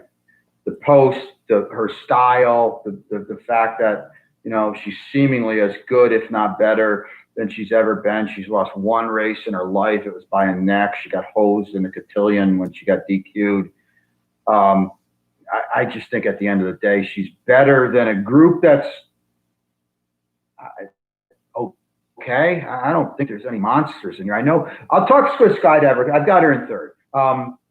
You mentioned it, Seth. Kenny was kind of wavering where to go, and Kenny's a big game hunter. I don't think there's any doubt about that. My goodness, he ran this filly in the Preakness, 6th ever filly to win the Preakness, and he said after the race, I put it in the notes for the newsletter for the Breeders' Cup. He said, I don't know where we'll go, but I know she's better going longer. And maybe at the end of the day, if I know I didn't talk to him, that's for sure, but at the end of the day, he maybe just thinks this is the easier spot. It certainly is.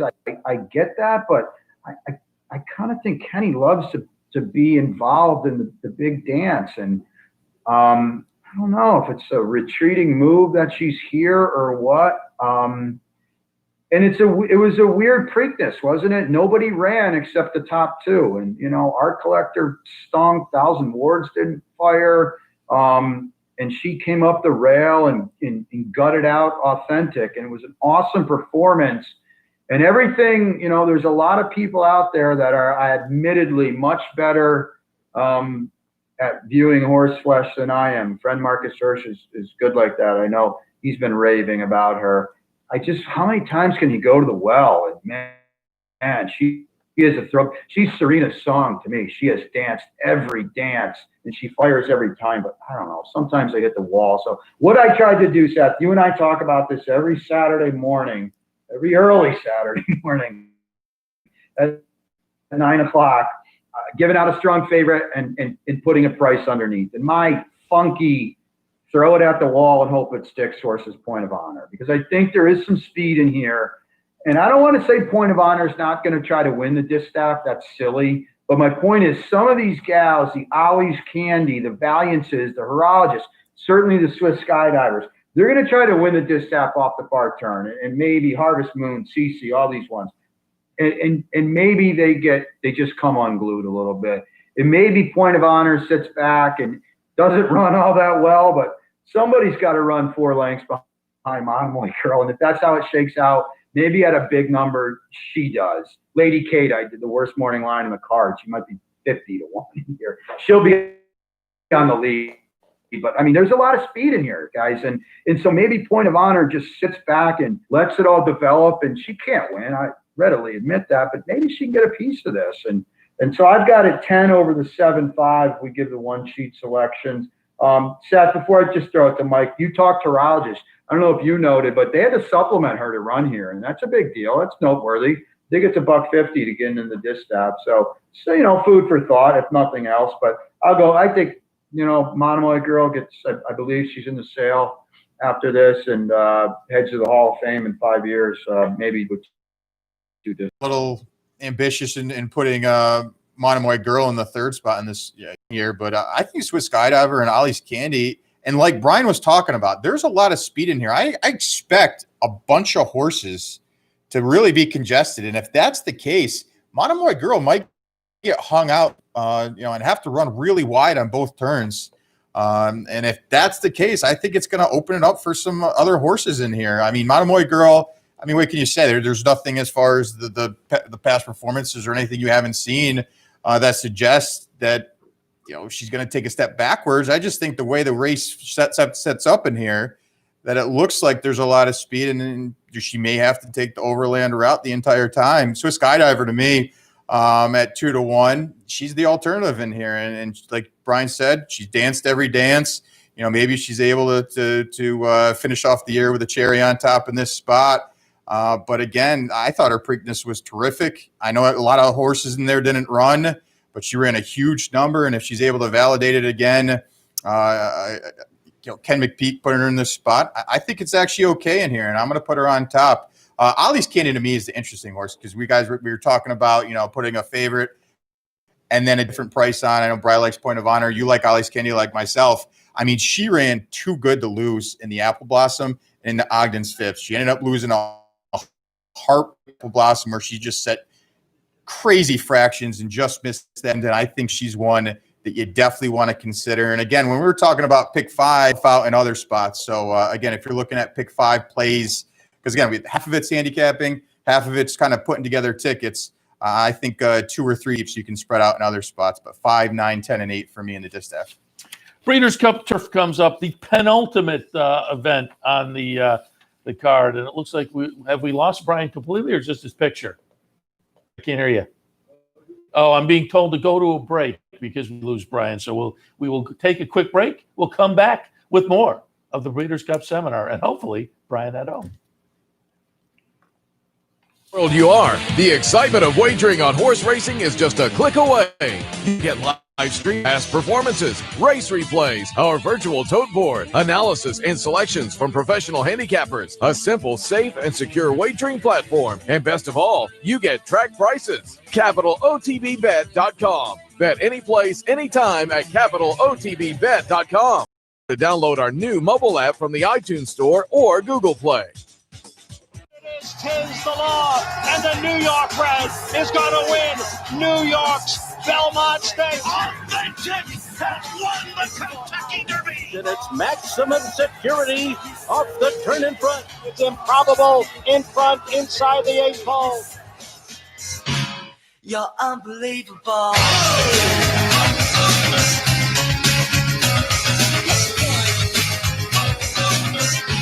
You're so unbelievable. In a recent study of some of the top online wagering sites, Capital OTB won big in total player rewards, far surpassing some of the best-known wagering sites in America. While other rewards programs simply offer you points redeemable for gift cards, Capital OTB's rebates are paid to you in actual cash. Plus, Capital OTB gives you full and immediate access to your money. So if all you're getting now are points and gift cards, join Capital OTB Player Rewards today and get cash back. Visit CapitalOTBBet.com and sign up.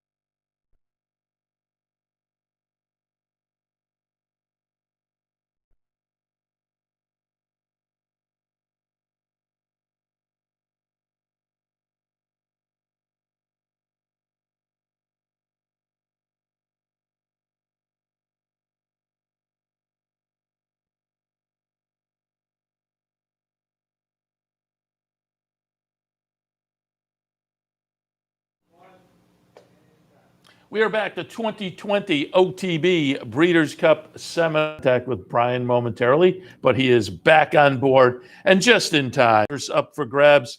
And again, as I said, Brian, with the Breeders' Cup notes that he puts together for the Breeders' Cup during the racing year, he always has a good feel on the Euros. I'm wondering if he's going in that direction here or another direction. Brian, your thoughts on the turf?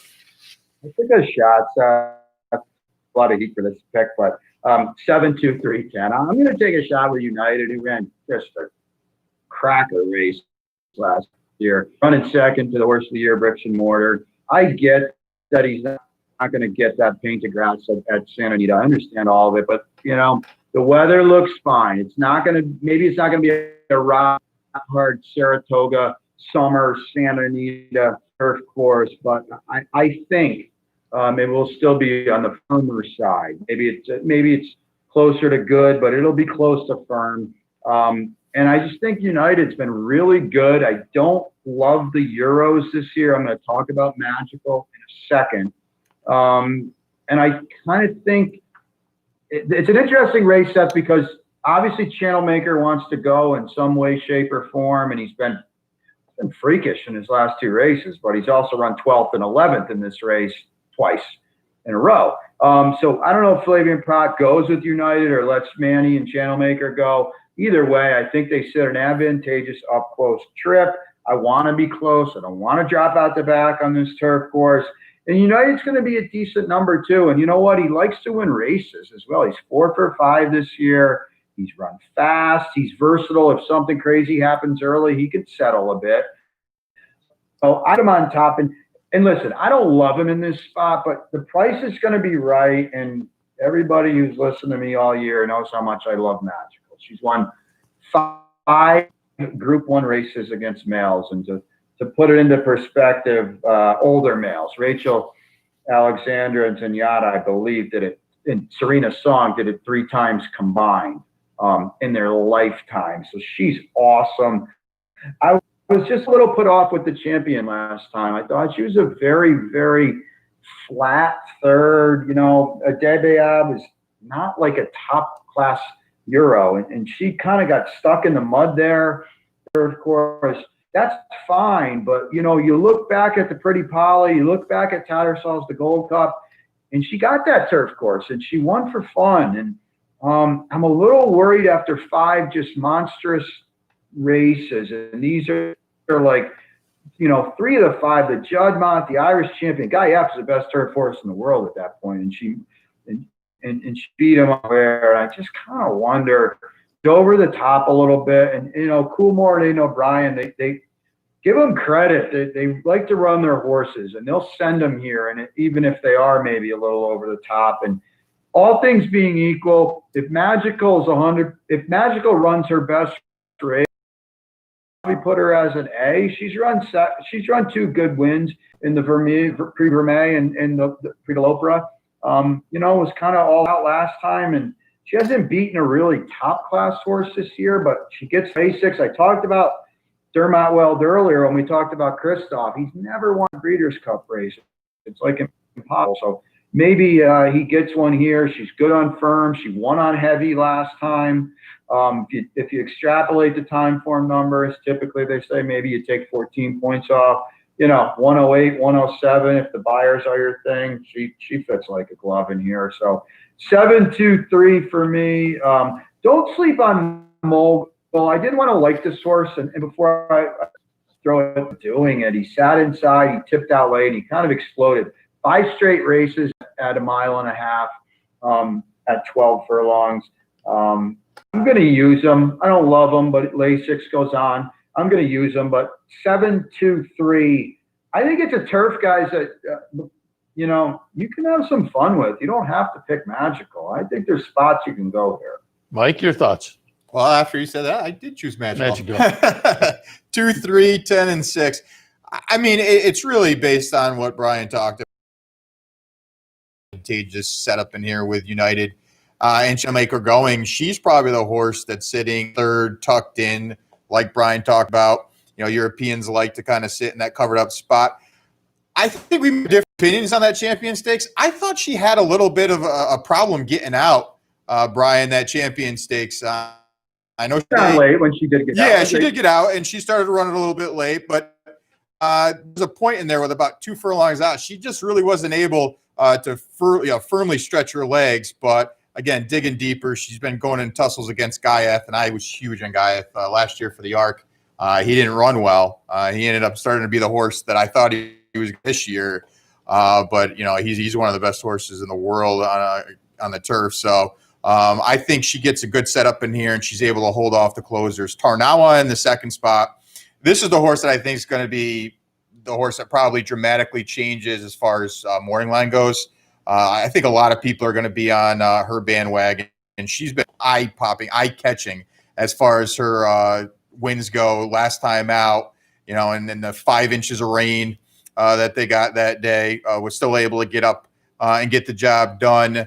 I know Dermot Weld, and you talked about it before, is actually 0 for 16. So if you're looking for how big of a sample, Dermot Weld's 0 for 16, and that's ultimately why I had in the second spot. But again, he talked about it in an article, and he said, they're of the 0 for 16, really strong feeling that I was going to win this race. He said this is the one horse that he thought. Last time out, you were right. Was about 7th at the top of the stretch, shot up the rail, and in a blink of an eye, took the lead and kicked clear, beating In Swoop, who went on to finish second in the Arc. Mogul wanted to go in the Arc, but they got so much rain. He's a big kind of strapping colt, powerful stride. He needs it to be more firm, good going, and just wasn't going to happen that day. So they scratched him out and pointed him towards this spot. And he's going to get the course that he wants. It looks to be dry. I think he's an up-and-comer in here. He's going to get a couple pounds from his elders, and he's one to consider in here as well. But I think Europe does have a pretty good shot of winning this race, 2, 3, 10, and 6. I went 3, 7, 2, and 9. I looked all over. I looked at Magical and United's in the mix. Channel Maker is interesting, of course.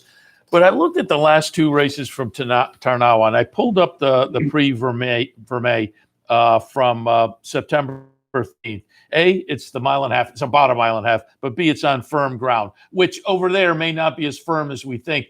It's right now. She's right about 4th. She's 4th last in the green, number 2.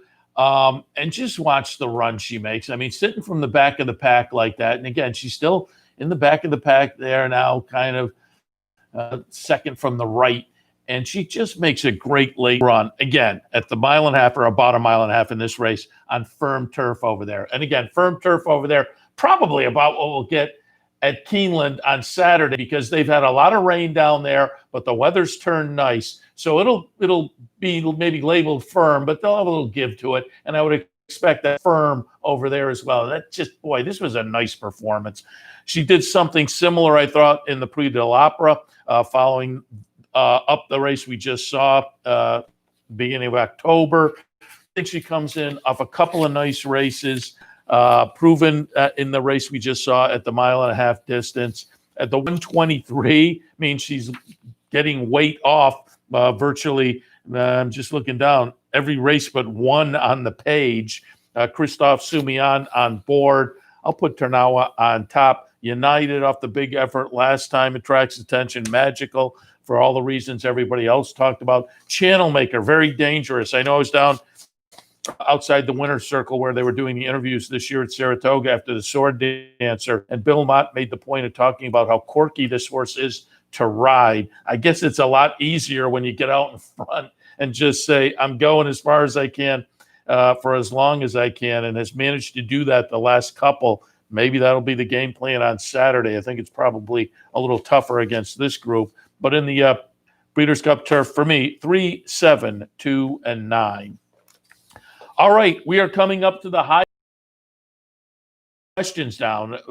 If there are some questions after we finish up with the Classic, and currently there are a couple of questions, and we will get to those for the folks who those in. But if you have some questions, fire them up now so they're there as we wrap up the Classic conversation, and we'll get to any that we haven't get a chance to get. But we move on to Breeders' Cup Classic. They're putting $6 million up for grabs in this grade 1 at the Classic distance of 1.25 miles. Should be a lot of fun. Some good older, some good 3-year-olds. Mike, who do you see? Yeah, this is a really good group here. I have a 2, 8, 4, and 10. give slight edge in here. And the $1 million question for anybody who's a Tiz the Law lover is how does he not get trapped in? Yeah, drawing the 2-hole with the Bob Baffert trio that he's having here. They're probably going to try to box him in. He's got to sort of, and if you kind of in your head, he normally breaks well. So that's something, not a problem. Hopefully that just holds serve there. If he's able to somehow make authentic go a little bit, sort of angle back and get outside to where he likes to be, that's the ideal situation. Now they're going to talk about it, and that's probably the same way that they're going to see it. But there's the potential that with authentic going and maximum security, who likes to be right there as well, and a couple others in global campaign, that he just doesn't get out. So that's ultimately going to be the make or break it for Tiz the Law in my eyes. I know that you're a Tiz the Law and have him on top as well. So maybe you have a different view of it. But for me, last time out in the Kentucky Derby, he didn't run bad. I mean, Authentic just ran huge, and obviously he didn't come out of the race well. He was a little tight. Churchill Downs wasn't exactly the ideal track for him, and you've seen that. Those are his only lone blemishes on his career. Since then, he's been working terrific. And again, if he can just get outside and in the clear, I think he may be able to be the best in here. For me, as far as the pick 5s and pick 4 goes, I'm only going to go 2 deep in this spot. I think it's Tiz the Law and Improbable. Authentic's going to have the lead, but for him to hold off the entire bunch in here, I think is going to be really, really tough. And then Maximum Security, last time out, he just had absolutely nothing. He was getting worked down the backstretch the entire way. I mean, he was able to gut out a decent place finish to Improbable, but there was no way he was catching anybody in that spot. So I'm going to throw him out, even though I have him in the 4th spot. Tom State Tie is a little interesting to me. I mean, he's a horse that his lone real bad race was when he stumbled in the Whitney and finished 3rd that day. But my backup tickets, I'll have the 2, 8, and 4 in this spot. But my main tickets, I'll just have 2 and 8 in here. So I just think it's slight edge to Tiz the Law, but Improbable underneath. I'll ask both of you guys, wouldn't Weird in the Travers for the bankroll for 2,500, like he has to win this, right? And now he just finished second. He's talented, Second, but just even last time out, pedestrian fractions. How does he lose that race? He still finds a way to lose. But I have it 2, 8, 4, and 10. I put Tiz the Law on top. I will say for folks who tune in Saturday morning to Racing Across America, which will be at 8 a.m. on Saturday morning, 8 a.m. Saturday morning for Racing Across America. I recorded an interview with Jack Knowlton on today, Thursday, and it was interesting. Had fun, 15 minutes or so with Jack. And they certainly would rather have a different post position, but Jack's pretty confident that they can work out a trip from here. He mentioned in the first couple of races in the career, they had to weave through traffic a little bit, and the horse did it successfully.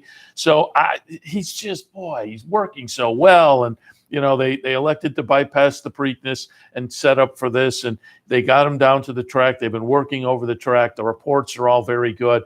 I'll put Tiz the Law on top. 2nd spot, Improbable. I mean, he's just in super form right now. Looked great in the Whitney, and then the follow-up in the Awesome Again was equally as good looking. Tom's Day Tot's going to be the interesting horse in here. 6-1 on the morning line. I'm going to be really interested to see what the odds are, because something like that, boy, Tom's Day Tot gets a little bit attractive at 6-1 off a season.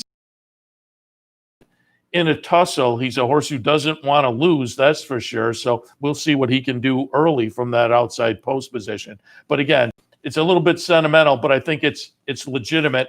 And I said when I talked to Jack Knowlton, I put you on top. And one of the reasons I put you on top was because of that Travers. I was at the track that day. It was great. And he fired a 109 that day, going the same 1.25 mile distance. And because of that, I can look at him as a 3-year-old facing some bona fide good older horses, but having the talent to get it done in here. So for me in the Classic, 2, 8, 4, and 10. Brian? Yeah, I mean, it's a cool race, and you could horses, and you could love a lot of different horses. I'm just 2 over the 4. I would think Tiz the Law's in a great spot here. I don't really get the gotta get out argument. Like, why wouldn't he get out? Go watch the Holy Bull, man. He did a great job getting him outside. Authentic's going, Maximum Global Campaign's going. Authentic's going, Maximum Security's pressing. This horse could be on the lead if he wants. He's got plenty of tactical speed. Let those horses clear and get out. Maybe I'm just missing it. I don't know, but I don't really see that as a big deal. There's plenty of run into the first turn, and he's drawn inside, by the way, and they got a little bend there as well. So Authentic and Maximum Security and Global Campaign have to go. He lets them go, settles. He's ahead of everybody else, gets out. We walk into the first turn and say, oh boy, look where Tiz the Law is. So that's the way he obviously rests off the just seismic Travers win. And we know Churchill's not a jockey he loves. The Jockey Club doesn't even count. There's a bunch of Kentucky jockeys trying to beat up on a New York horse, and they clearly wouldn't let him out. That's it. That's a $150,000 grade 2 race. We're talking about $6 million. They don't care about Tiz the Law in here. They're riding their own horse. So I just think he'll get. I have no worries that he doesn't get out, and I love the fact that the best thing that ever happened to this horse, he lost the Kentucky Derby. Because he didn't have to run in the Preakness, wrecked their year. Yeah, he might have won a Triple Crown. I get that. Clearly, he wasn't right after the Derby. Mikey mentioned it. He's got a lot of soreness from behind and all that kind of thing. So they were forced. They did right by the horse, past the Preakness. He's coming into this awesome. I hope Tom Statot runs well. Al, if you can't root for Al Stahl, find a different guy, find a different sport and people to root for, because he's the nicest guy you'll ever meet, and he's done such a great job. We're talking about a 7-year-old son of Smart Strike here. But then you kind of look at him and you're like, all right, he's won one race that probably wins this, and it was the Foster. And it was like, okay, by my standards, a really cool horse. I don't think anybody thinks he's going to win this race. And certainly the Whitney's a draw line through the race. But here's my thing with Tom Statot. I don't know if I want to improbable. And he isn't kind of a little dressed up? I don't know. He was 2-5 in the Whitney after Tom Statot's start. He couldn't lose the race, and he couldn't lose the Awesome again when Maximum Security got caught on the hard chase through Crazy Fraction. So I respect him a lot, but I don't know, going 1.25 miles against the best classic group probably since 1998. I'll try to beat him. Seth, you know how much I love Maximum Security, but let's call it what it is. Since he got away from Jason Service, he's run one race that would crack the top 5 here, and it doesn't even count. He walked on the lead in the Pacific Classic. It's nothing like he's going to get today. I'm a big fan, but you kind of have to fade him here. And just before we wrap up our wins, I'll ask both of you guys, does he walk away with the 2 major trophies on Eclipse Night, the 3-year-old and the Horse of the Year, Mike? That's a good question. I would think so. I would think so, too. I would think so, too. Yeah. I would have to say yeah. What do you think, Brian? Yeah, I mean, I have a vote. It would take me 1 second to vote for him. It would take me 1 second to vote for whoever wins this race. Improbable. Maybe not Tom Statot, see what else happens, but certainly improbable, certainly Tiz the Law. Honestly, probably Authentic as well. I mean, that's who's done better. I mean, you're going to vote for Rushing Fall? I don't know. She's won. If she wins, who else would you vote for? I think that's the other side of it, too. If Swiss Skydiver wins the Preakness or wins the Distaff after winning, I don't know if that's enough. I don't know. She's won 2 grade races. Didn't win the Oaks. and then Tacitus wins this race, then maybe. If Tacitus wins this race, we've got major issues. No one's going to wake up on Sunday because the world's ending. That would complete 2020. That would complete 2020. That would complete. That might be the best statement of all my.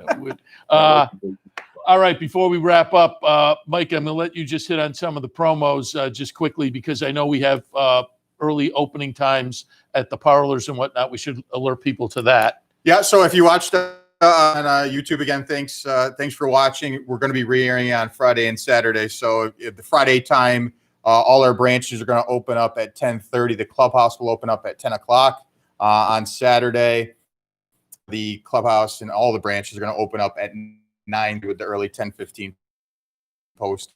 you're coming down to the Clubhouse Racebook, we're going to have a breakfast menu as well with Legends Field restaurant inside. So take advantage of that. As far as places to wager, Normanside Country Club is a place that we just linked up with in Delmar. They're going to offer racing from 11 to 5:30 on Friday, 10 to 5:30 on Saturday. So if you're looking for a new spot, you're into golf, Normanside Country Club in Delmar, take advantage of that. Our new Easy Bet, Lawrence Street Tavern, is open in Glens Falls. Terrific location. I'm not sure if you got a chance to see some pictures on the our Twitter feed, but it's a great new spot, so take advantage of that.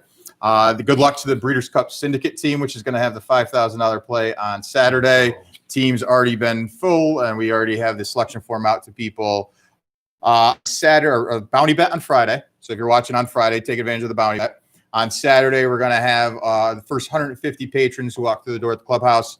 They get a Breeders' Cup glass giveaway, and they also get a $2 quick pick on the Breeders' Cup Classic. So stop down to be the first 150 patrons to walk through the door. We're also going to have the match bet, which we're going to increase to $50. It's pretty much a losing ticket drawing. You have a redemption bet, essentially. So whatever your losing ticket was, we'll match it up to $50.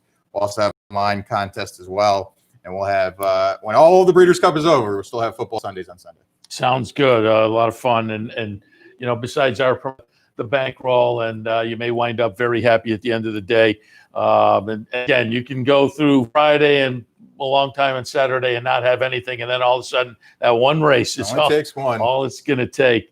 Brian, appreciate it. We did have a couple of questions. I said we'd get to those. And you guys, as I said, are more the Euro guys. You may have more of a feeling for this. One of our questions was on the Euros. The questioner said, I have formula. When I pull up the dam statistics, you can't get anything for the Euros. Do you guys have any special sources of information on the Euros? For me, I don't play enough European races to really have that kind of, I just kind of grind it out on Google. I'll type in the name, and you can pull up some European sources that'll give you kind of the basics on European female European dams or whatnot. But Mike, you have anything special? Yeah, I use Racing Post over in Europe. You know, they have some articles, some other things. Horse Racing Nation helps because you're able to kind of identify the horses and then kind of go through the sire and dams.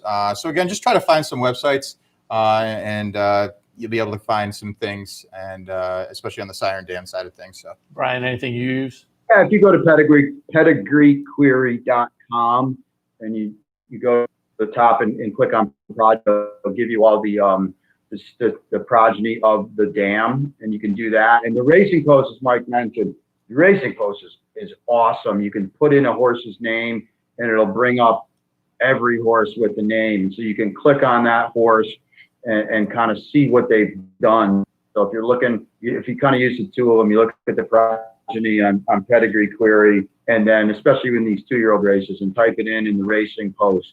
Not only will it give you the horses, but if there's an article or something like that, it'll pop up as well. And you don't have to, the Pedigree, both of them are pay sites, but those two angles you don't have to pay for. I use it all the time, especially for the newsletter. And racingpost.com, when I'm doing the Breeders' Cup newsletter, is second to none, the information you get. And it's the cool thing too is you click on a race, and then every horse that ran in the race, you can click on that horse. So it's almost like Formulator if you have that. So I highly recommend that. Sounds good.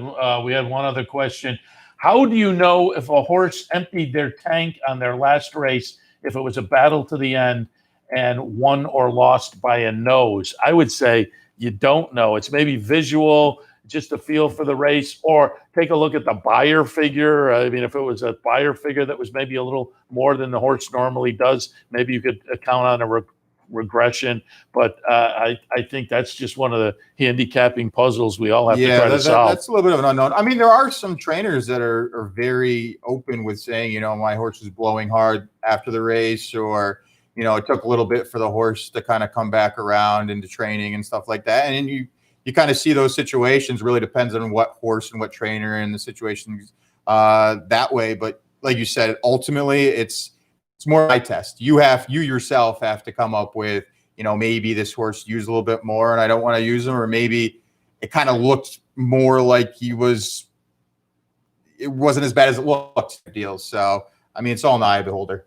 And any thoughts on that? Yeah, I don't know. I mean, you don't want to see a horse dueling for the last 4 furlongs of prep, running in quote unquote the biggest race of their lives.